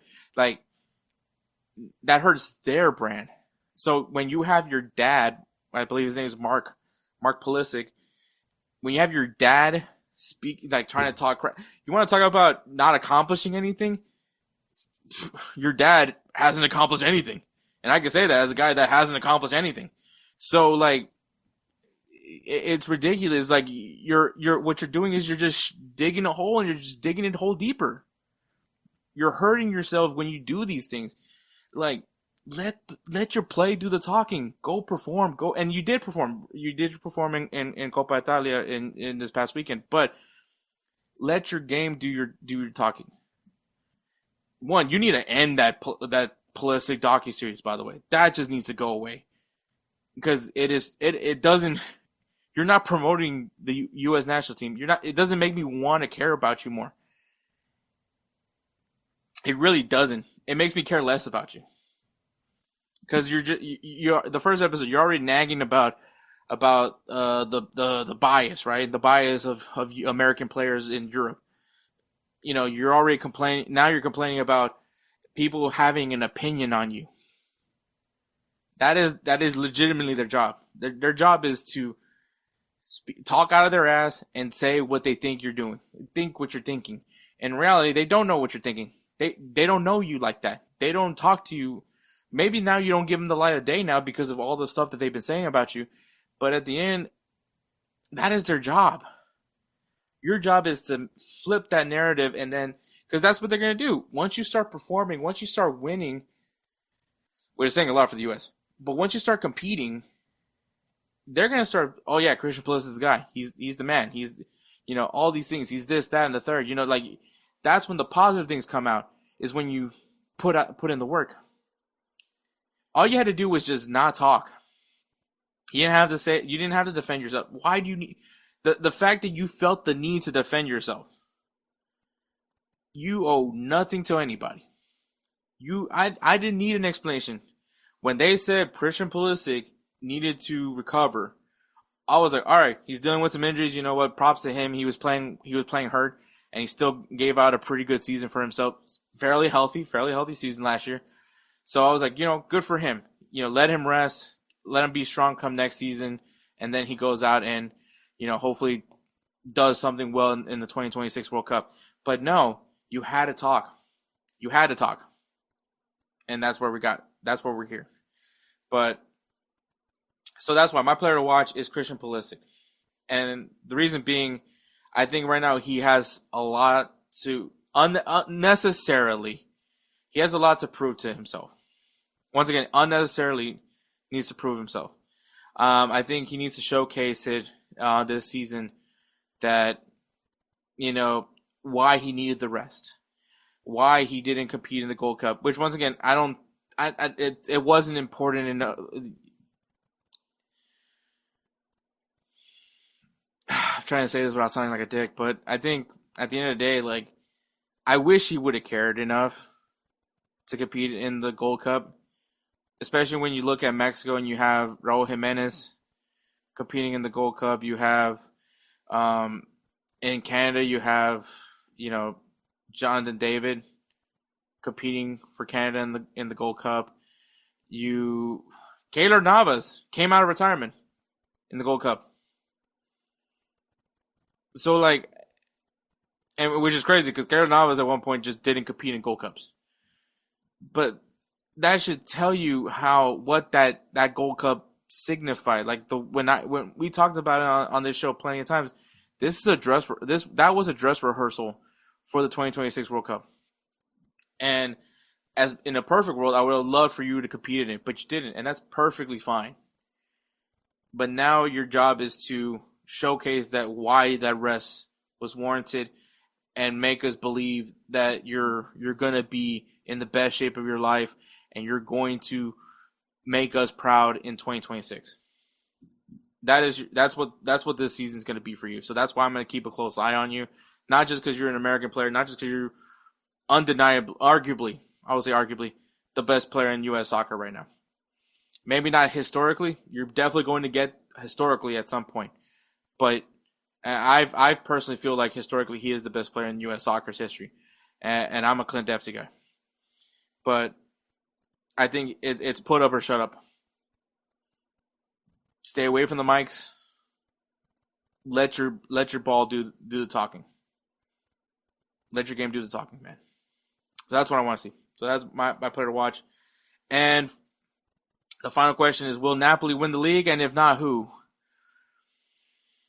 I'm going to say Juventus. I think they did some trimming of the fat. But I do think that I'm going to see a big step up for them. I think we're going to see a dip in Inter Milan, unfortunately. I don't think they lost anything, but I don't feel like they got better, if that makes any sense. I think Juventus probably has gotten a little better, at least more than I feel about Inter Milan. So I feel like I would love to see them maybe get back into the discussion for the Scudetto. Napoli is going to be tough. I think just in general, Serie A is going to be tough. It could very much be a very competitive league this season. It could be anybody's game, and I can't wait for that part. But yeah, if it's not Napoli, I feel like it's going to be Juventus winning the league. So there is that. That is Serie A, and we'll go ahead and take a break and go right into Players of the Week. Fight and win! All right, guys. We're going to talk about the Ballon d'Or because the nominees for quite some time has been out. So we're going to go ahead and talk about them and give you guys our top three. I am joined by Nick Gable, writer extraordinaire for BellyUpSports. He covers a lot of sports, but he also covers football and all these things. And obviously, this last year was a bizarre year can it be anybody's game? We don't know. We'll probably get to it once we share all the nominees. But when you look back at last season, when you at least saw for those of you watching the video version of this podcast, obviously you can see the nominees to our side. But Nick, with the season going on, obviously we've been hearing front runner for the Ballon d'Or with multiple names. But just from your guess, like you're guessing, what were you expecting once you saw like how the season concluded? What were we going to see a lot of for these nominations for the Ballon d'Or? I was expecting a lot of PSG, second French club to win the Champions League. The French invented the Champions League. They invented the Ballon d'Or. They vote for the Ballon d'Or. And I think it was very PSG heavy. And I was expecting that and not surprised when I saw a ton of PSG players. Yeah. I mean, that's exactly what happened. PSG had not only just a great year, but a very historical year. They completed a treble. I think that's the first treble in PSG's. I mean, obviously, it has to be the first ever treble because there's only 2 cups to win in Ligue 1, and then on top of that, they finally lifted the Champions League trophy after so many millions of dollars, probably billions of dollars to be fair, and all the coaches that has gone through PSG. And they apparently all it took was to get rid of the most expensive player, and that's all you needed to do to become a contender. But yeah, I was on the same boat on the same page as you. I was like, there's gonna be a lot of PSG. I think PSG was almost undefeated in Ligue 1. Obviously we already mentioned the double, and then obviously the cherry on top, winning the Champions League. Do you think of any international? Obviously, there was no real international competition, at least to speak of, unless you want to talk about Gold Cup. But do you feel like Nations League, when everyone was saying like, the Nations League is what's going to decide the Ballon d'Or winner, did you ever feel the Nations League would be ever put into consideration for this award? No, mainly because when you started talking about the Nations League, it took me like 2 seconds to remember that Portugal won and beat Spain in the final. And I think it was a good game, but it wasn't like a memorable game with memorable performances. I also think when it's a tournament and a competition invented less than 10 years ago, like it shouldn't matter that much in an award that's been going around since the 50s or 60s. So I think if you're voting for this award, you should really be thinking about league form and the Champions League and any other European competition. Mm-hmm. All right. And then obviously Club World Cup. Club World Cup. Did that change anything for you with the Club World Cup? Or did that double down for someone for that? I don't think so, because with the Club World Cup, it was almost such a weird tournament where it was almost like preseason for this season. Mm-hmm. And even though they were calling it last season, so it technically was last season and not the beginning of this season, it felt more like the beginning of this season than last season because transfers were made, teams changed. So I almost felt like, unless someone completely came out of nowhere, and Chelsea won, and they did come out of nowhere to a certain extent, but none of their players were going to be nominated or win the Ballon d'Or to begin with. Mm-hmm. Yeah, so your Cole Palmer stock is still where it is. Yes, it still hasn't gotten higher, and it still hasn't gotten lower. It's pretty steady. No, I totally agree. I think, yes, PSG did make it to the final. I don't know if it solidified anything that was already I felt already determined at that point. I don't think that this was the deciding factor for the Ballon d'Or. I mean, if for Barca fans, I guess for the sake of their argument, they weren't even in the tournament, so that would have at least hurt the stock of certain players. I won't say who I would have picked out of Barcelona just yet, at least. But we'll just go ahead and I'll go ahead and list out for the podcast, the audio version of this podcast for that sake. List all the nominees for it. So we'll start with Jude Bellingham from Real Madrid, Ousmane Dembele from PSG. 3 players from PSG I'll just start off with. Ousmane Dembele, Gianluigi Donnarumma, I was about to say Buffon, Desiree Doué, Denzel Dumfries from Inter Milan. Did his transfer happen yet, or is he still with? I think he's still at Inter. Okay, thank God. Yeah. Serhou Guirassy from Borussia Dortmund. Erling Haaland from Manchester City for some weird reason. Victor Gyökeres from Sporting Lisbon and Arsenal. He's not going to win it. Robert Lewandowski from Barcelona. Hakimi from PSG. I know that's a very touchy name right now, but that's our only mention. Harry Kane from Bayern Munich.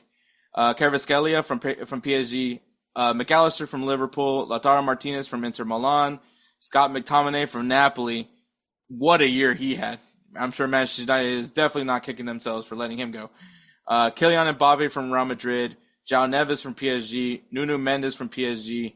Michael Olise from Bayern Munich. Cole Palmer from Chelsea. Pedri from Barcelona. Fabian Ruiz from PSG. Declan Rice from Arsenal. Rafinha from Barcelona. Mohamed Salah from Liverpool. Vinny Jr. from Real Madrid. Virgil van Dijk from Liverpool. Vitinha from PSG. Florian Wirtz from Bayer Leverkusen. You know what? The slash makes no sense. It's counting towards the season that they were with Bayer Leverkusen. Don't give this to Definitely. Liverpool. And Lamine Yamal from Barcelona. So those were the names. I was not surprised. Yeah, like you're right. Heavily PSG, and you know whenever a team wins Champions League and other trophies, they should be featured. And yes, Nuno Mendes. Well, yes, he did have an impactful Nations League final. I don't think that's enough to justify a fullback to win the Ballon d'Or. As much as I would love to see a fullback win the Ballon d'Or, speaking as someone that once played that position, once again, defenders are just not going to win this thing. No, unless they're captaining the World Cup or, I mean, Van Dijk got really close to winning it a couple years ago, but he lost out to Messi. So I think a defender can still win it in today's day and age, but they got to do like captaining, leader in clean sheets, and win at least their league and the Champions League. Or, like, again, the World Cup in a World Cup year. I mean, you got Sergio Ramos, scoring penalty kicks for crying out loud. So, I mean, and for the people that were saying that last year Dani Carvajal should have been considered, he wasn't going to win it. It was Rodri. I said it on the episode when we covered it. I saw Rodri winning it. I didn't, as much as it was a controversial pick for everybody, but it was Rodri. But I think we'll just go down from 3 all the way to 1. Who is, at least from those players on the list, who is in your top 3? Who is in your vision of when they do the Ballon d'Or ceremony that clearly we all watch? Definitely watching. Who's that one sitting right next to the Ballon d'Or winner? This is so hard because it is almost a tie with me between Rafinha and Lamine Yamal, but I'll go with Rafinha because his stats, it's a weird thing to say, but like Rafinha's stats are better, but I would say if you're like telling me who's the better player, I think Yamal's the better player. I just think like he's still so young and like the production of goals and assists usually comes like Vinny Jr. It came after a couple seasons. It usually comes after a couple seasons. Even Rafinha didn't produce like this at Barcelona's first season. So I would go Rafinha third. Okay. And then probably controversially, I would go Dembele second. Even though I think Dembele will win it, I would put him second. Just because I think Salah had an incredible year. 29 goals, 18 assists, played every game in the Premier League. Liverpool were not favorites to win the Premier League. And they won, and he was their best player, and he was the league's best player. And I will admit I am a little bit Premier League biased. I just think it's the best league. I do understand that Salah lost to PSG in I think it was the round of 16. Yeah. But that game was so close. That tie was so close. It went to pens. Exactly. I totally remembered that. So I think you're splitting hairs. Obviously, again, Dembele I think will win it, but I would give it to Salah. I think he was the best player the whole season. Yeah, I think a lot of people forget how Liverpool was the odds-on favorite for the Champions League. At that point, I mean, the way they were playing, it was just a whole other level. And I mean, let's be honest, with PSG, they didn't look great initially in the Champions League. I mean, they had to play in, which obviously, lucky for them, they got to play against, I believe it was Lille. They played against I think it might have been Brest. Was it Brest? Yeah. Okay. Yeah, so I know it was a team that they normally play against in Ligue 1, and they beat the brakes off. It was kind of like in college football when, Alabama decides to play against, South Alabama and just beat the brakes off of them and then goes into, obviously that's a bad example because Alabama, I don't know if they're going to be good this year. But, beats the brakes off of a team and then goes right into the season with a full head of confidence. And, I mean, they beat who they were supposed, oh yeah, that's right, we're PSG. Beat the brakes out of that team, goes on to play Liverpool. And I think a very good matchup. I think Arne Slot, keep an eye on with Liverpool, man. They're going to be, if you guys thought they were good last year, they got significantly better this year.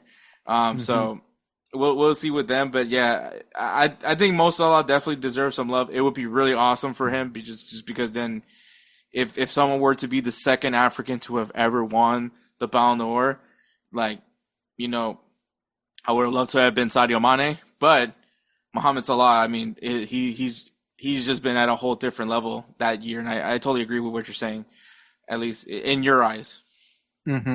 But so for me, for third, I will also say Rafinha.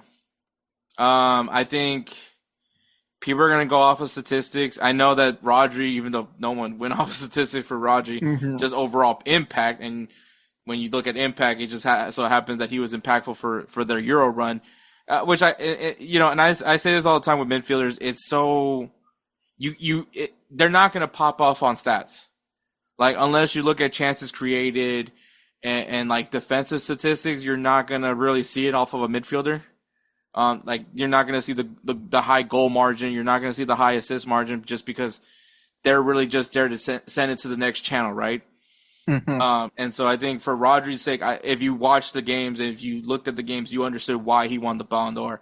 And that was my argument for why he won, because once again, he played his position well, not only for Manchester City, but also for Spain, which you pointed that out as well. European competition. The Euro is a pretty big deal. But Rafinha, I think, with this Hansi Flick attack, I think it worked well for his abilities. He also bought in on defense, because if you're going to play for Hansi Flick and you're going to play Hansi Flick's system, you better be willing to defend. Anything that involves German football in general, you better be willing to defend. And I think he unlocked Rafinha. Remember, a lot of people were wanting him to be sold. It was the people wanted him to leave so Nico Williams could come in. Exactly, and obviously Nico Williams didn't happen. Yeah, it didn't happen twice. But Rafinha, I think once again he found his role with Hansi Flick's system and he flourished. Statistically, you look at the stats, it looks good on stats, but also if you watch the games, you could tell that he was doing his part for the club. And I agree with you. Lamine Yamal, he's going to be elite. He's up there already, and that's the crazy part. He's already up there, but he's going to get better. And it is so scary to say that sentence as a Madridista. Yeah. So his birthday parties are also probably going to get better and better the more money he makes. Yeah, that's look. Like I said, man, it's a dangerous game when you give 17-year-old that much money and that much fame and that much holy moly. Yeah, and obviously also him jet skiing with a 4-year-old woman. Nothing wrong with that. Hey, some people like jet skiing. Whatever. Yeah, hey, he was saving up for his birthday party. He couldn't afford to. So Exactly. Split the costs, save the money. My second pick, I can't ignore Mohamed Salah, man. I can't.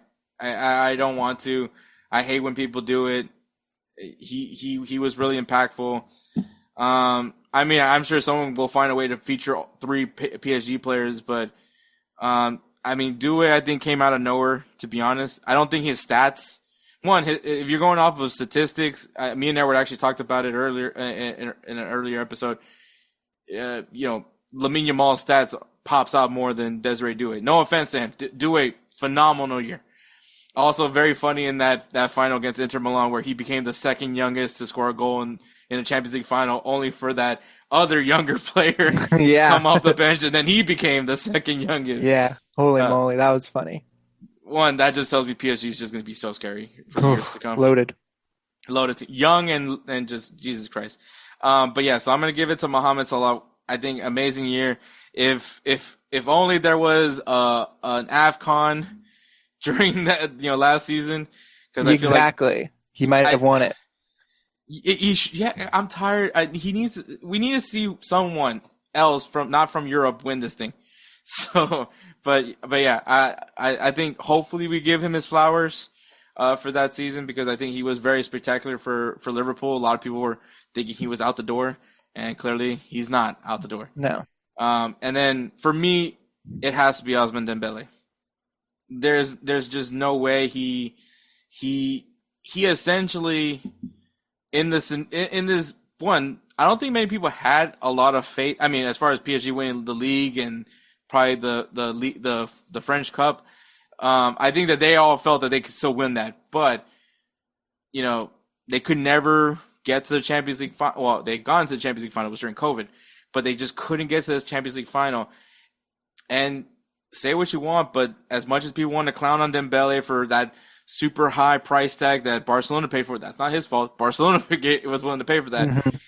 Injuries happen. I don't know what it was with Barcelona, but he just kept getting hurt. It was weird because when you watched him at Dortmund, he was always healthy, and then you see him go to Barcelona, and he just kept getting that injury bug like almost every season. It was almost like I hated for him, because obviously as someone that has watched him play at Borussia Dortmund, I was like, this guy has what he should be up there with that 2018 French team, right? The team that won the World Cup, but he wasn't. So I think that it's insane when you think about it like that. But Ousmane Dembele, he stepped up. He took the role of the leader of that team when Mbappe left, and also sacrificed, right? He was playing on the wing. Desiree Doué happened, and he was just like, all right, put me in the mid. Looks at Luis. That speech that Luis Enrique gave to Mbappe. When he was talking about Michael Jordan and all that. That's what I felt like. Dembele listened, and because he goes back, he defends, he comes up and attacks. He moves the ball around. He does all the dirty work for you, and still does the finishing for you. And it was one of those things where the team played so fluid. It was such a weird PSG team because there wasn't that many massive signings, if that makes any sense. Clearly they had good signings, but like Desiree Doué, no one saw him coming, and Dembele kind of took that leadership role. Obviously Marquinhos is still there, but in the front part, you can see Dembele being that guy up top, and I think he was very important for that very young front. And I think that's why PSG was so effective last season, and why they finally lifted a cup, along with just having arguably one of the best managers in the game in Luis Enrique. Yeah, I think with Dembele, the argument for him is almost like the team. Like, I don't know if this will make as much sense. The team is too good. The Tim Duncan, that like he was kind of, there was great players around him, but he was kind of the one that stood out and played on both ends. And I also think when someone is, I don't know, I guess, he was a little mocked over his injuries, kind of made fun of. His stock was very low at Barcelona. And then the fact that it's been able to bounce back, and the fact that it was in the first year without Mbappe, I understand why he's going to win it, because I do think he is going to win it. And I think also his stats weren't like bad. He literally 8 goals, 6 assists in the Champions League is incredible. So, yeah. No, yeah, and that's why, like, I can see Dembele winning. I think he's the front runner. I think, and if you want to use Club World Cup in any way to like solidify anything, I mean, they did make it to the final. I don't know how much of he was part of that team, but I mean, it just goes back to, him willing to do what needs to be done for the team. And I think kind of similar to why Rodri won, maybe didn't pop as much as he would in the stat sheet, but did what he needed to do to get the results. Now, do I know what the French media is going to be using as their criteria points? Because last year their criteria just changed out of nowhere to off the field conduct came into play. Yeah, it got weird. Last year was very odd. Ballon d'Or, Rodri was almost like given it because of something that had nothing to do with what happened on the field, and it was even weird because I was reading an article about Vinny Jr. and his time last season at Madrid, and I had forgotten he won the FIFA Best Award, which people can clown that award, but it's still I'm pretty sure it's still voted on by either players or somebody important. Like, it's not just randomly given. So I was surprised. It's still surprising that he didn't win the Ballon d'Or last year. We hype up the Ballon d'Or, but we don't hype up the FIFA Best Player. Yeah. Because I remember, what was the year Robert Lewandowski should have won? And Messi won it, right? I think that's yeah. It was either 2020 or 2021. Messi won it for the World, because everyone's like, oh, he won the World Cup. And everyone was like, I feel like you need to give it to Lewandowski, or maybe it wasn't the World Cup year, but I know he won one where I think it was 2021. Everyone felt like Lewandowski should have gone back to back because, obviously COVID, Lewandowski was also on a different level. And then I think Messi wins the Ballon d'Or, and then Lewandowski won the FIFA Player of the Year award. So it was insane that when you look back at it, because then same thing here where Rodri won it, which once again I agree with the decision for Rodri, but then you give Vinny the best player, the FIFA Best Player of the Year award. So yeah, I completely agree with you on that notion. Righteous Felon Craft Jerky is the official jerky of BellyUpSports. For over a decade, Righteous Felon Craft Jerky has led the American meat snack revolution by concocting delicious, adventurous, U.S.-sourced jerky recipes for uncompromising carnivores across the country. With 15 different flavors to choose from, Righteous Felon has all jerky lovers covered, and by using promo code BELLYUP, you will get 15% off your purchase at RighteousFelon.com. Do your taste buds a favor today and rip into a bag of Righteous Felon jerky. But I don't know, man. It's going to be funny with Real Madrid, obviously, even though I support that club and it is the club that I identify with the most. Yeah, they're petty. So I don't think that anyone can make an argument for a Madrid player this year because Real Madrid they weren't great last year. And that's funny to say that when they finished second place. But it was just reality. The team just didn't play well. The team wasn't really as good as they should have been. And I mean, we saw what happened against PSG in the Club World Cup. But it's not going to be a Real Madrid player. I do believe I think Champions League is going to put into consideration. I think that's going to be the big thing where everyone looks at. I could see in some way where Lamine Yamal is a finalist. I don't see him winning it. I could see him finishing third. As kind of like a token, like Jude Bellingham finished third last year, and it was almost like we knew you weren't going to win it, but this is because we appreciated how well you played. I have a Madrid-specific question. Were you surprised to see Vinny Jr.'s name on the short list? For this year? Yeah, because in my head he didn't have that great of a season. He didn't, but he still had moments where he took over, if that makes any sense. I think, it's funny how everyone fabricated last year that him and Mbappe were having issues in the locker room. And I say fabricate because obviously because I don't see that on the field. When they score goals, you see them going to each other and celebrating whichever one scores the goal. If you didn't like the person, you would just walk back to walk back to the touchline and get ready for the next kickoff. So that's when I was like, you can't, they're passing the ball to each other. They're trying to make whatever Ancelotti was trying to do.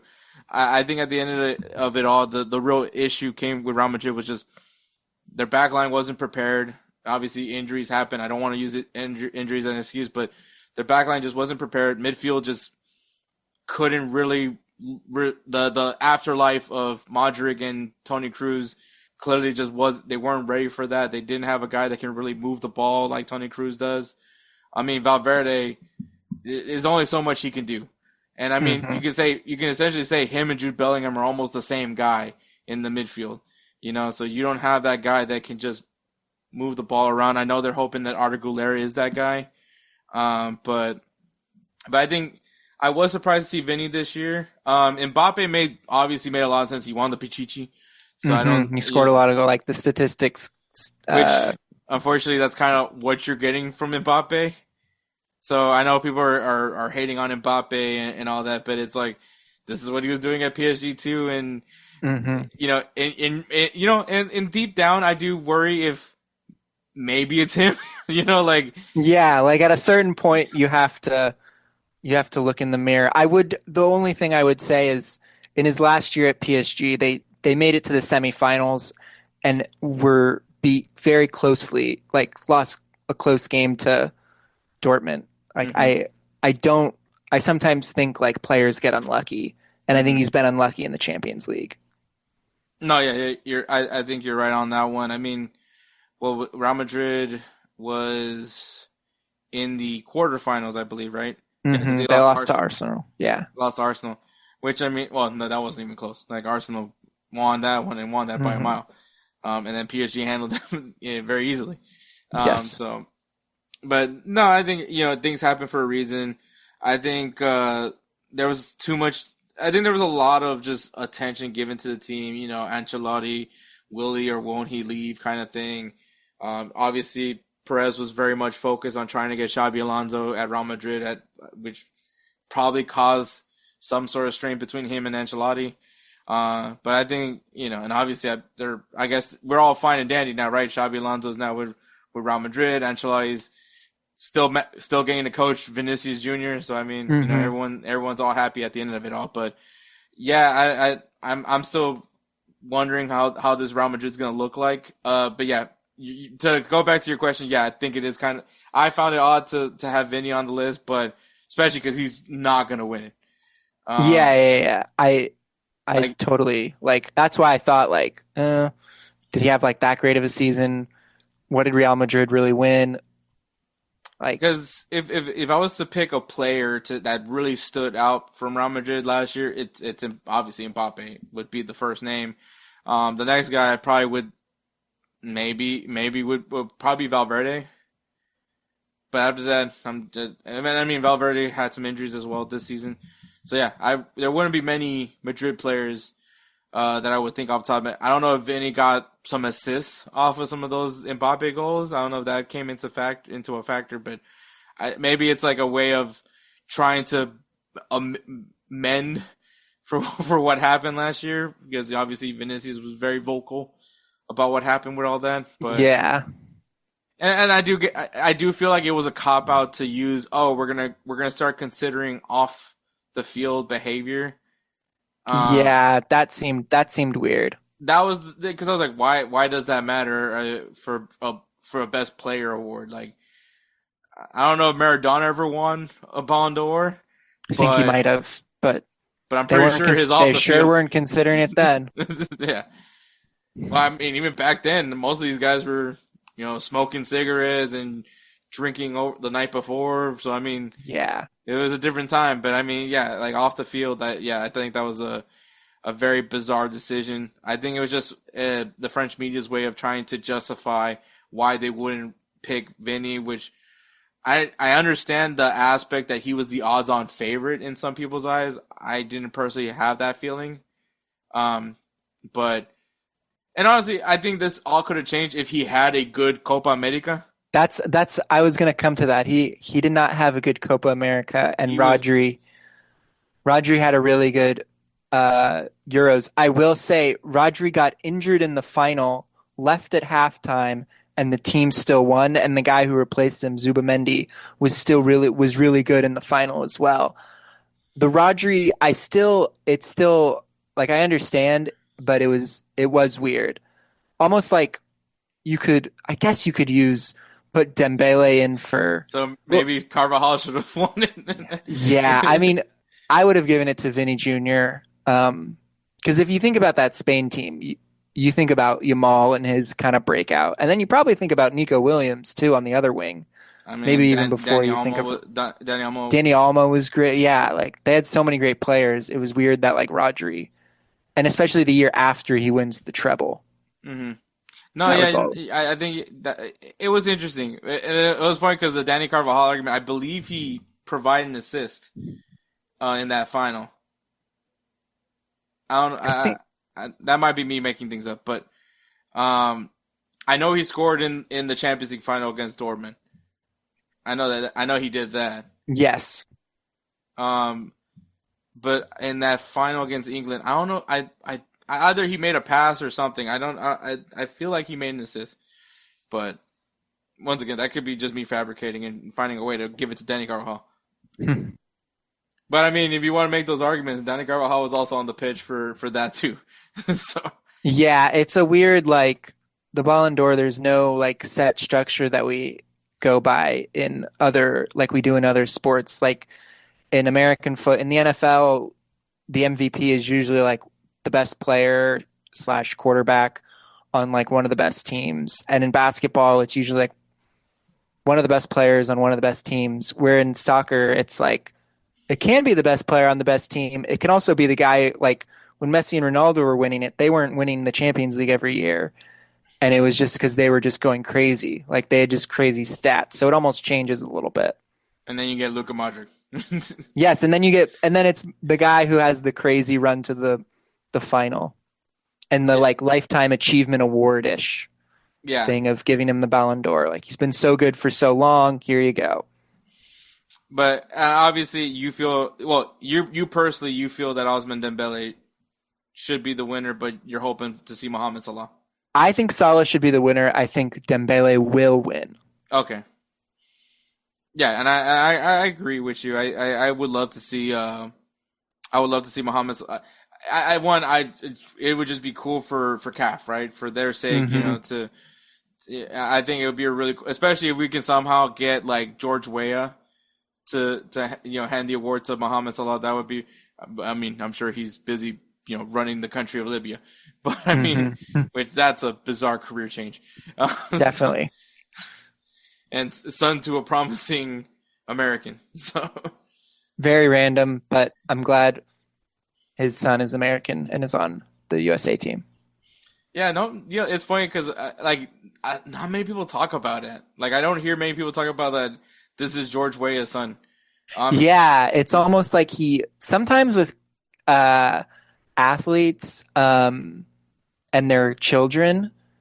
It's only really talked about if their child is like dog water horrible or like really, really good.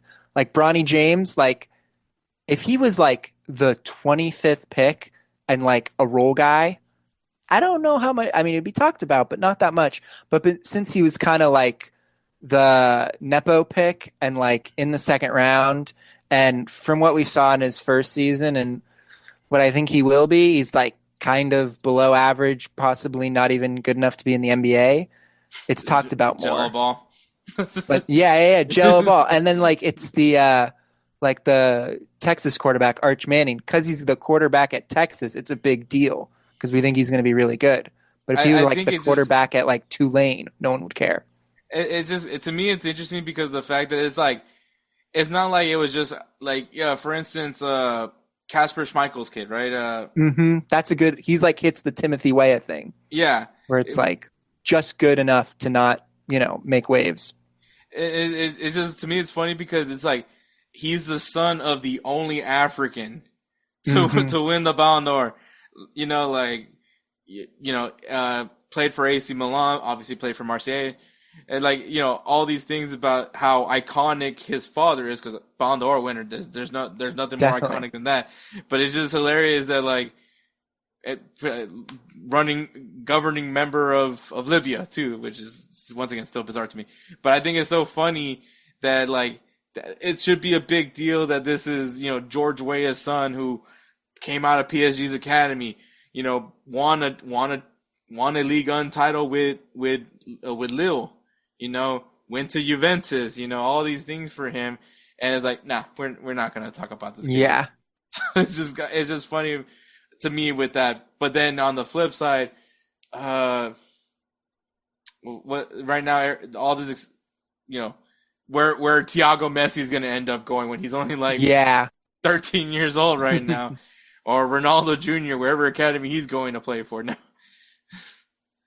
Yeah, it's pretty wild. Yeah, so it's insane. But yeah, I think Ballon d'Or, obviously we won't find out till later on in the year, but obviously nominees are out. We'll go ahead and we'll actually post our top 3. So if you're cool with it, Nick, I'm gonna go for it. Share your top 3 on our social media. We'll definitely tag you on it. But Nick, it's always great having you on, man. Obviously, of course, always great to be here. This is your time, man. Tell the good people here. I mean, obviously, this isn't the only time you're going to see him. He's going to, rank some Bundesliga kits as well with us later in the episode. But hey, tell the great people where they can find you. BellyUpSports.com/Nick Gable is where you can find all my articles. And then at Nick Gable 37 on Twitter /X or Twex, as I like to call it sometimes. Nice. But yeah, that's Nick Gable, guys. Make sure you guys check out all his content, man. Lots of writing, especially if you're a fan of multiple sports. It's totally fine to do so. But Nick, thank you so much, and we'll go ahead and move on to the rest of this episode. Anything's possible. Anything's possible. All right, guys. Players of the Week is brought to you by SeatGeek. SeatGeek is an amazing ticketing site, app, however you guys use it. Me and we love using SeatGeek. We get our tickets all from there, from concerts to sporting events to theater, anything that's live, it's going to be there on SeatGeek. We love its simplicity. It has a really easy grading system using colors and numbers. If the number is high and it's really green, that means for those seats and that price, you're getting a great deal. Go ahead and enjoy your event. If the score is really low and it's super red, that means whoever's trying to sell you these tickets are not giving you a great deal. Keep scrolling through the app. You'll find a better one. We love the simplicity of SeatGeek, and if you guys aren't sold just yet, if you use the code BellyUpSports at checkout, you'll save $20 off your first purchase. So first-time users of SeatGeek, if you guys use the code BellyUpSports.com at checkout, BellyUpSports at checkout at SeatGeek.com, certain limitations apply, but you'll save $20 off your first purchase, which could be really beneficial depending on what you're trying to see.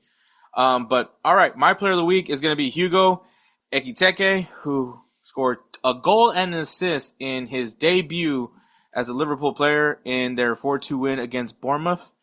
So big performance. Also, fun fact, he's on my fantasy Premier League team. So if you guys don't, you guys don't know, GolzTV, we did a draft. We actually did a live draft on Goals, and I was one of the teams in there. I am the Bissonnette Gooners.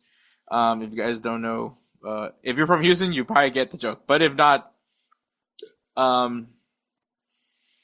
there's some gooning on Bissonnette Street. They call it Biz Nasty sometimes. But yeah, so Hugo Ekitike is my player of the week. Edwards' player of the week is surprise, Lamine Yamal, who scored a goal and assist in their win against Mallorca, 3-0. A little controversial for Barcelona, but still, Lamine Yamal still balled out. Amazing goal, by the way. But yeah, so congratulations to Hugo Ekitike and Lamine Yamal for being our players of the week. Once again, guys, use that code BellyUpSports at checkout for first-time users at SeatGeek.com. Save you guys $20 off your first purchase. All right, guys, games to watch this weekend. In Mexico, we got Cruz Azul taking on Toluca. In Liga MX, in Ligue 1, we got Marseille versus Paris FC. I was going to say PSG. No, Marseille versus Paris FC. So we'll see how Paris FC does against a rival of their rival club, PSG. And then we have Lille taking on Monaco. Those are two games to watch over there in Ligue 1. In the Bundesliga, we got Bayern Munich taking on RB Leipzig. Bundesliga is officially kicking off this weekend. And Bayer Leverkusen taking on Hoffenheim. Can the Erik ten Hag era and Leverkusen start off in a good note? Serie A also kicking off this weekend. We have AS Roma taking on Bologna. And Juventus, who is the team that I'm thinking is going to maybe win the Serie A, taking on Parma. So we'll see how that goes in the Serie A. In La Liga, we got Atletico Madrid taking on Elche, and Levante taking on Barcelona. And then in the Premier League, we got Manchester City taking on Tottenham. Tottenham is coming off of a big win, Richarlison having an epic goal. And the other game is Everton taking on Brighton. So we'll see some Jack Grealish action over there with Everton. But all right, obviously those aren't all the games that are happening this weekend. But if you guys need a good beginner's guide, well, I think I gave you guys some good matches to look forward to this coming weekend. So we're going to go ahead and take a break, and then we'll go right into 3 Up, 3 Down, the Bundesliga kits. Hey everyone, it's Ryan from No Credentials Required to talk to you about one of our newest partners at BellyUpSports, SeatGeek. Yeah, live sports is great on television, but the feeling of being at the arena is a priceless experience. That's why our friends at SeatGeek are there to help you find the best tickets at the best prices. Not only can you get tickets to sporting events, but you can also get tickets to concerts, comedy shows, musicals, and more. Search for your desired event now at SeatGeek.com, enter promo code BellyUpSports at checkout, and you save $20 off your first purchase. SeatGeek. Life's an event. We have the tickets. What's up, everybody? It's Kelcey from the High Low Sports Podcast. And yes, I'm back again. Hector asked me to come back to talk Bundesliga and kits for 3 Up and 3 Down. A lot of great kits this year in the Bundesliga. No surprise. A lot of great manufacturers making their kits. But on top of that, a lot of teams returning to the Bundesliga who have a historic ties to the Bundesliga. So get some great historical designs as well as current designs and some really bad historical designs. But let's get into it. Let's start with my bads because, well, let's just rip the Band-Aid off. Let's have fun. My first of my 3 downs is Augsburg.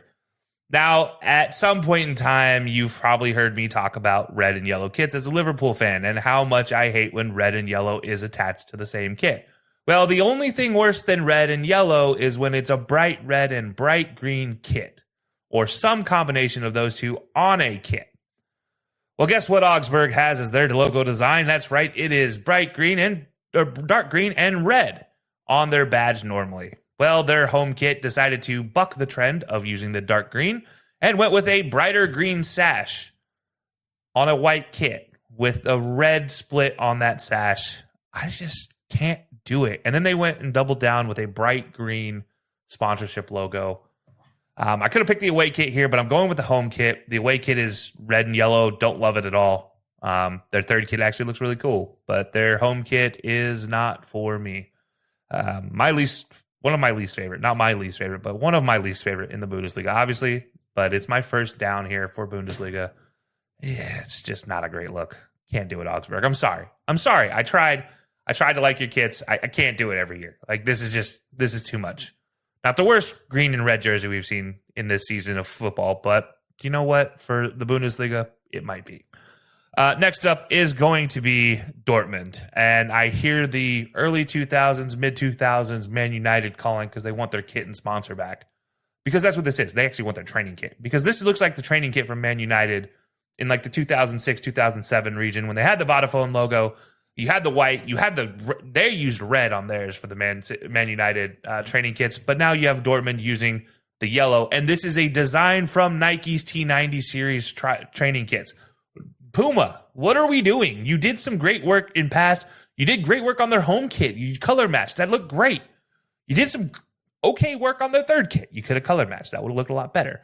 But the away kit, what are we doing? Come on, Puma. I need better from you. You already ruined a Man City jersey this year, which would have been really cool looking.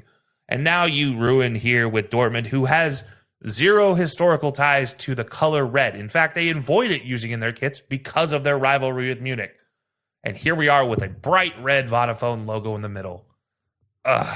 We could do better. And it's on an away kit, too.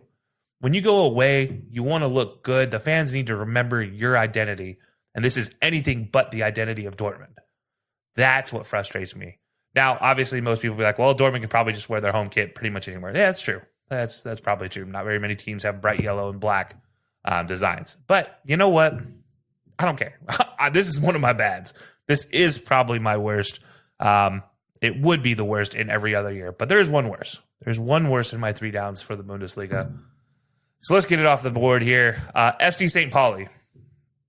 I've talked about brown kits before. Talked about how much I hate brown kits.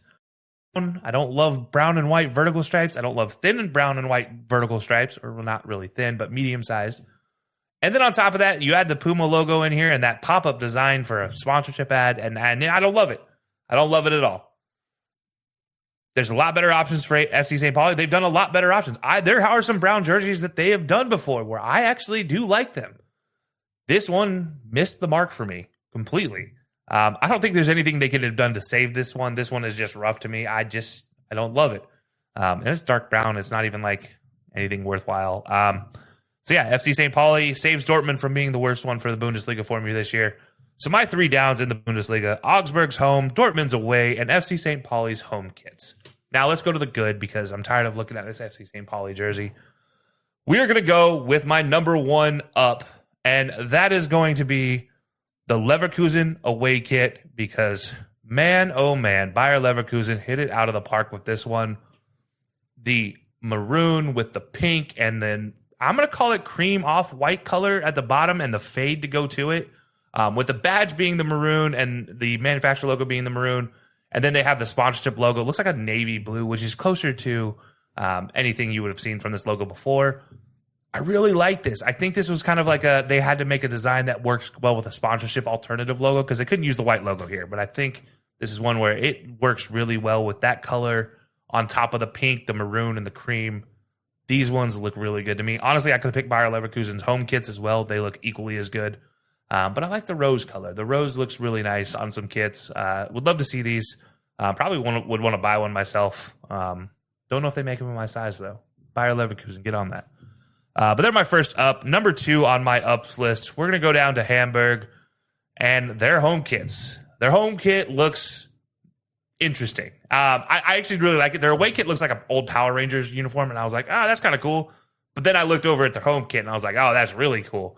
It's pretty neat to me. I do like the designs. I like the kind of shark teeth black points coming in, surrounding the white field underneath.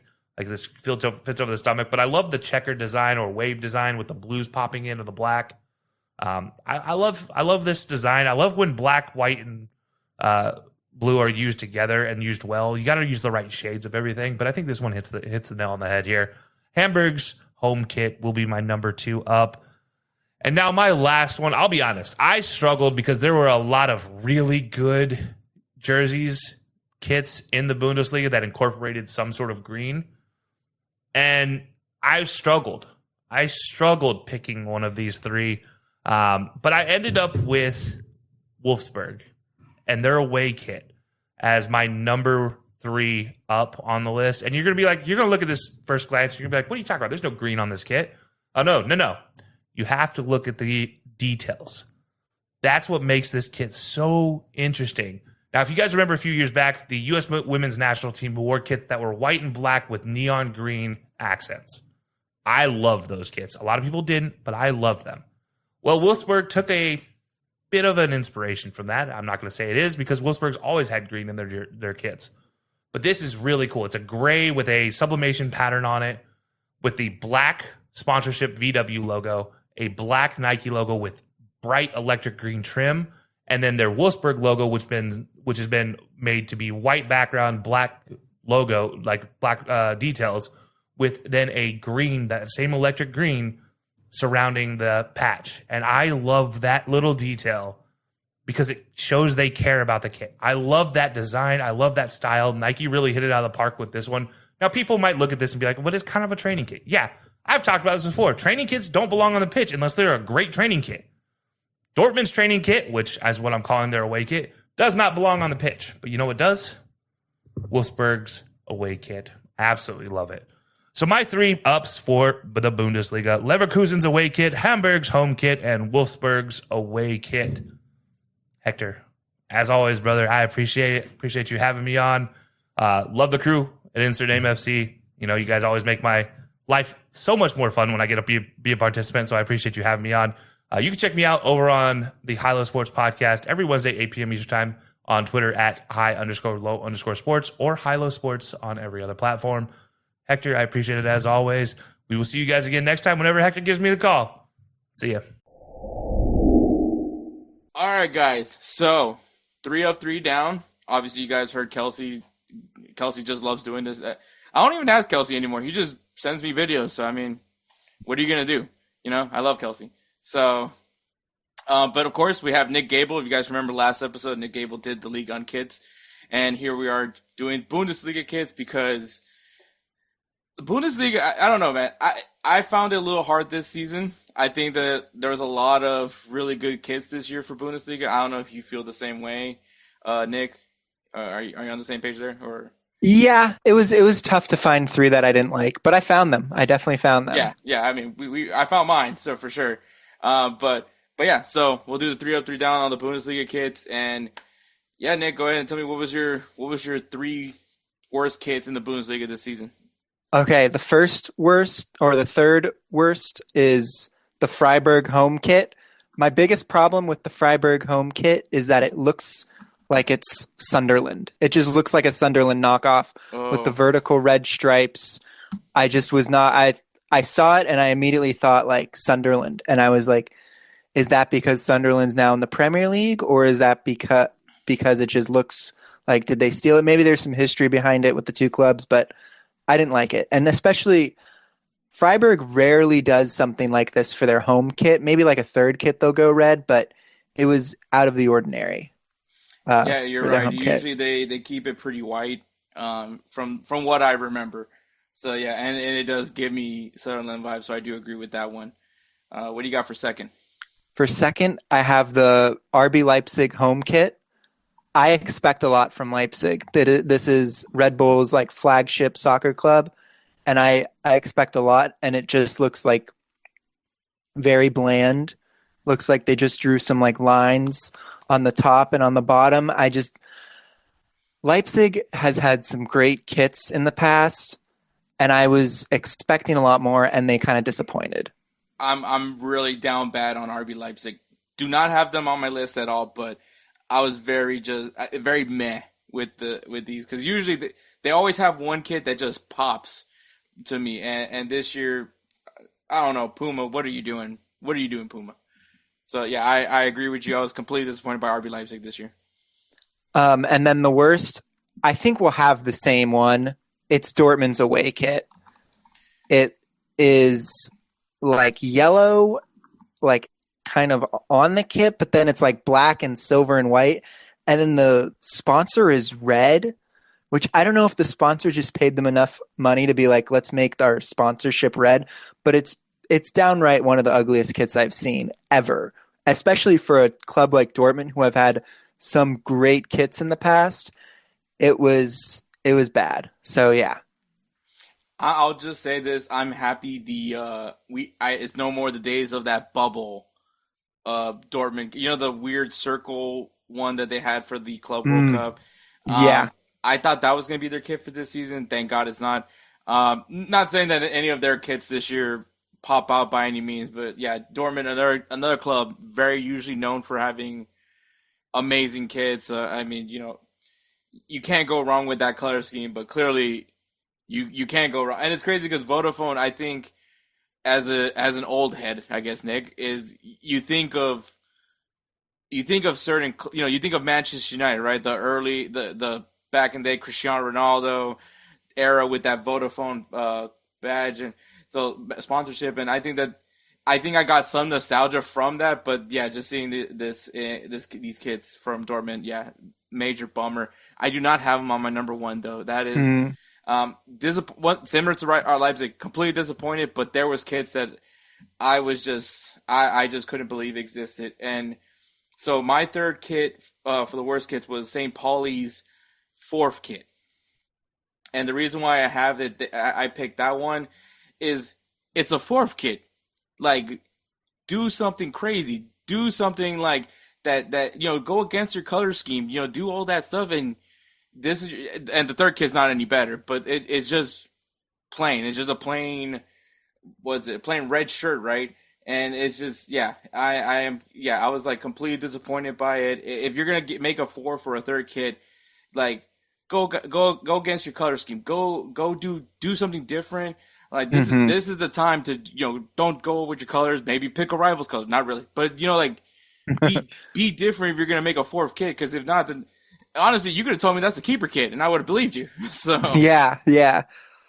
They should have done their third kit and their fourth kit should have been something different because their away kit is a little bit different, but yeah. Keep going. So my rule of thumb when it comes to kits, like home kit, as traditional as it can be, stick to your color scheme. Away, maybe a little bit with the color scheme, but third and fourth, go wild. Like don't hold anything back. I mean, for instance, prime example, last year's Arsenal kit, right? The Sully kit from Monsters Inc. Yeah. It's not something you're gonna see every day. That's why it's a third kit. It's not gonna be something common more often than not. That's the one that people normally buy. So my third was St. Pauli's fourth kit. My second one is Werder Bremen's away. This was, I think, as hideous. It's hideous to me, but also it's unreadable. That really, and I usually like those bright green colors, but I think with the white and that gray, it just kind of, you don't know what you're looking at. So it's kind of not blinding in a way, but it just, there's no outline, right? It doesn't stand out to you. It's like you can't read everything is hard to see and read. Yeah. So, and I think kind of similar to how you felt about Dortmund's kit, where it's just like, I don't know what the hell the objective is of this. But yeah, so that's my number one, and my last one it's Frankfurt. Frankfurt's third kit, the weird camouflage blotches. I don't know what the significance of it is for Freiburg. Oh God, yeah, Frankfurt. Normally I do like what Frankfurt normally does for kids. They usually, they have a really easy color scheme to work with, but I don't know what the hell that was. Once again, I mean, they went for it. I'll give them that. It's just, sometimes you hit, sometimes you don't. So it looks like throw up. Yeah, exactly. Looks like someone barfed on it.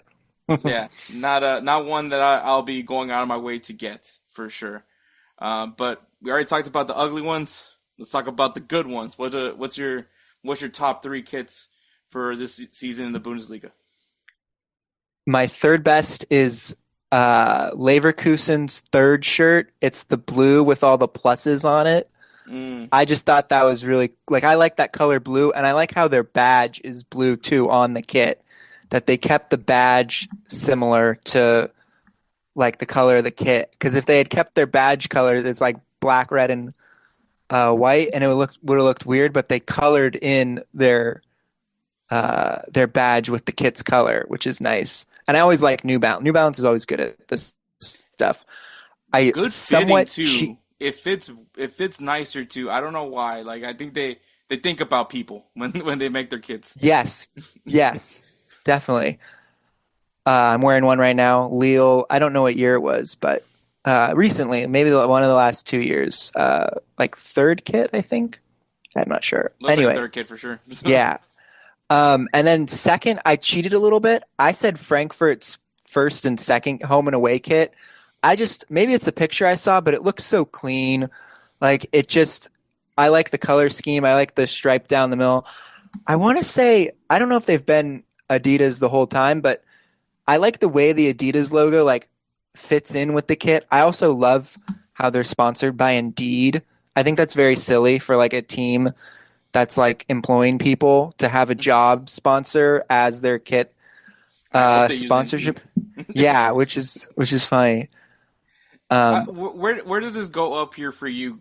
This goes up with me where Manchester United was sponsored by Chevy, of obscurity. I don't know if Chevrolet is something that's used in England, but to me, I'm just that seems weird. But Indeed does kind of I know it's not an American thing specifically, but it's just it was to me kind of eye catching that it was Indeed their sponsor. I like it when a sponsor is eye-catching because I think the sponsorship can sometimes blend in and you don't really think about it. But I feel like it makes the kit better when the sponsorship is something and something like when Manchester United had Chevy, it was kind of silly seeing the Chevy logo all the time on their jerseys. So I like it when it's stands out. Or Atletico Madrid having Spider-Man 2.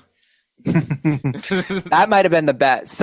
A movie studio needs to sponsor another team's kits, because that will be like every kind of like Spotify with Barcelona, how Yeah. they'll like Smart put like marketing. album covers. Really smart. Yeah. I've heard people still haven't gotten their Travis Scott Barca kits, by the way. So, I'm not surprised. I feel like when the specialty kits are released, they only make us so many, and then it's always a hellhole trying to buy one, because it's like, did you get it in time? Did you not get it in time? Anyway, exactly. my best kit for Bundesliga is the Augsburg third kit. It's the black and gold. I just think this looks like royal. Like, I almost think that like Augsburg needs to have a good season if they're going to be wearing this shirt, because it just looks so like cool, and it looks like a team like that Kings made, like a Kings like employed some of the townspeople to go play football and made them wear this shirt. That's what it looks like to me. It looks really cool. Their first home kit is cool too. But yeah, Augsburg's third was my favorite. I mean, you can't go wrong with black and gold. So Yeah. I totally agree with you with that one. So for my top three, I do have a Leverkusen kit, but I have the away kit. I actually love it when you have when you do a gradient design sometimes. Some of them are misses. I totally get that. But I think with the white and the pink, it works perfectly. Plus, they whited out the badge. They gave it a black outline, but they did put a little white out to it. So I do like that part. I'm going to try to get me a Malik Tillman Leverkusen kit, and it's definitely going to be this one, the white and pink. I think to me it's a good look. But yeah, your choice for the third one, I agree also. That one is a really nice kit. I was considering putting the away kit instead of the blue kit, but I was like, the blue just drew me more. Mm-hmm. But I think if you look at all three of their shirts so far, great. Like, probably best shirt for the like overall quality of the club. Yeah, and once again, New Balance just somehow knowing how to do it. My second kit is gonna be, and is kind of how you were. I was torn between actually all three of their kits, because I think they did a really good job. Is a Hamburger, all of them. But the reason why I picked their home kit, that's the one I'm picking, is because it reminds me of those '90s starter jackets. So me being the '90s kid, I gotta stick to the classics. Though, like I said, the away kit, I love it. Is it kind of the same kit when you think of it, the home kit? Sure, but it's different. And then also the black and pink, I think, well done. I like how they blacked out the badge. So I think they're all cool, but I'm gonna go with the home one just because it to me it feels very '90s-esque. It's a very '90s-esque look, kind of. It's really cool. I hope Hamburger can stay afloat this season, and yeah, they had to go big in their return to the Bundesliga. So I like all their kits as well. And just like you, my number one, Augsburg third kit. And I think the reason why I put it at number one is because we also had other teams to do a black and gold kit in the Bundesliga. And when you looked at all of theirs compared to Augsburg just did it right. Like, I mean, you can easily mess up a black and gold kit. It's very easy to do it, and I think the other clubs just didn't do it as right. Maybe they missed one thing, but I think the way Augsburg did it, it's just, you're right. They have to win something. They got to win the DFB Pokal or I don't know. They sneak in some poison food for Bayern Munich this year. I don't know what they got to do. They got to get like a big win, like a big like upset during the season to justify that kit. It's a nice kit, so I agree wholeheartedly. I don't think they're in any European competitions because, shoot, if they were Europa Conference, they got bet on them right now.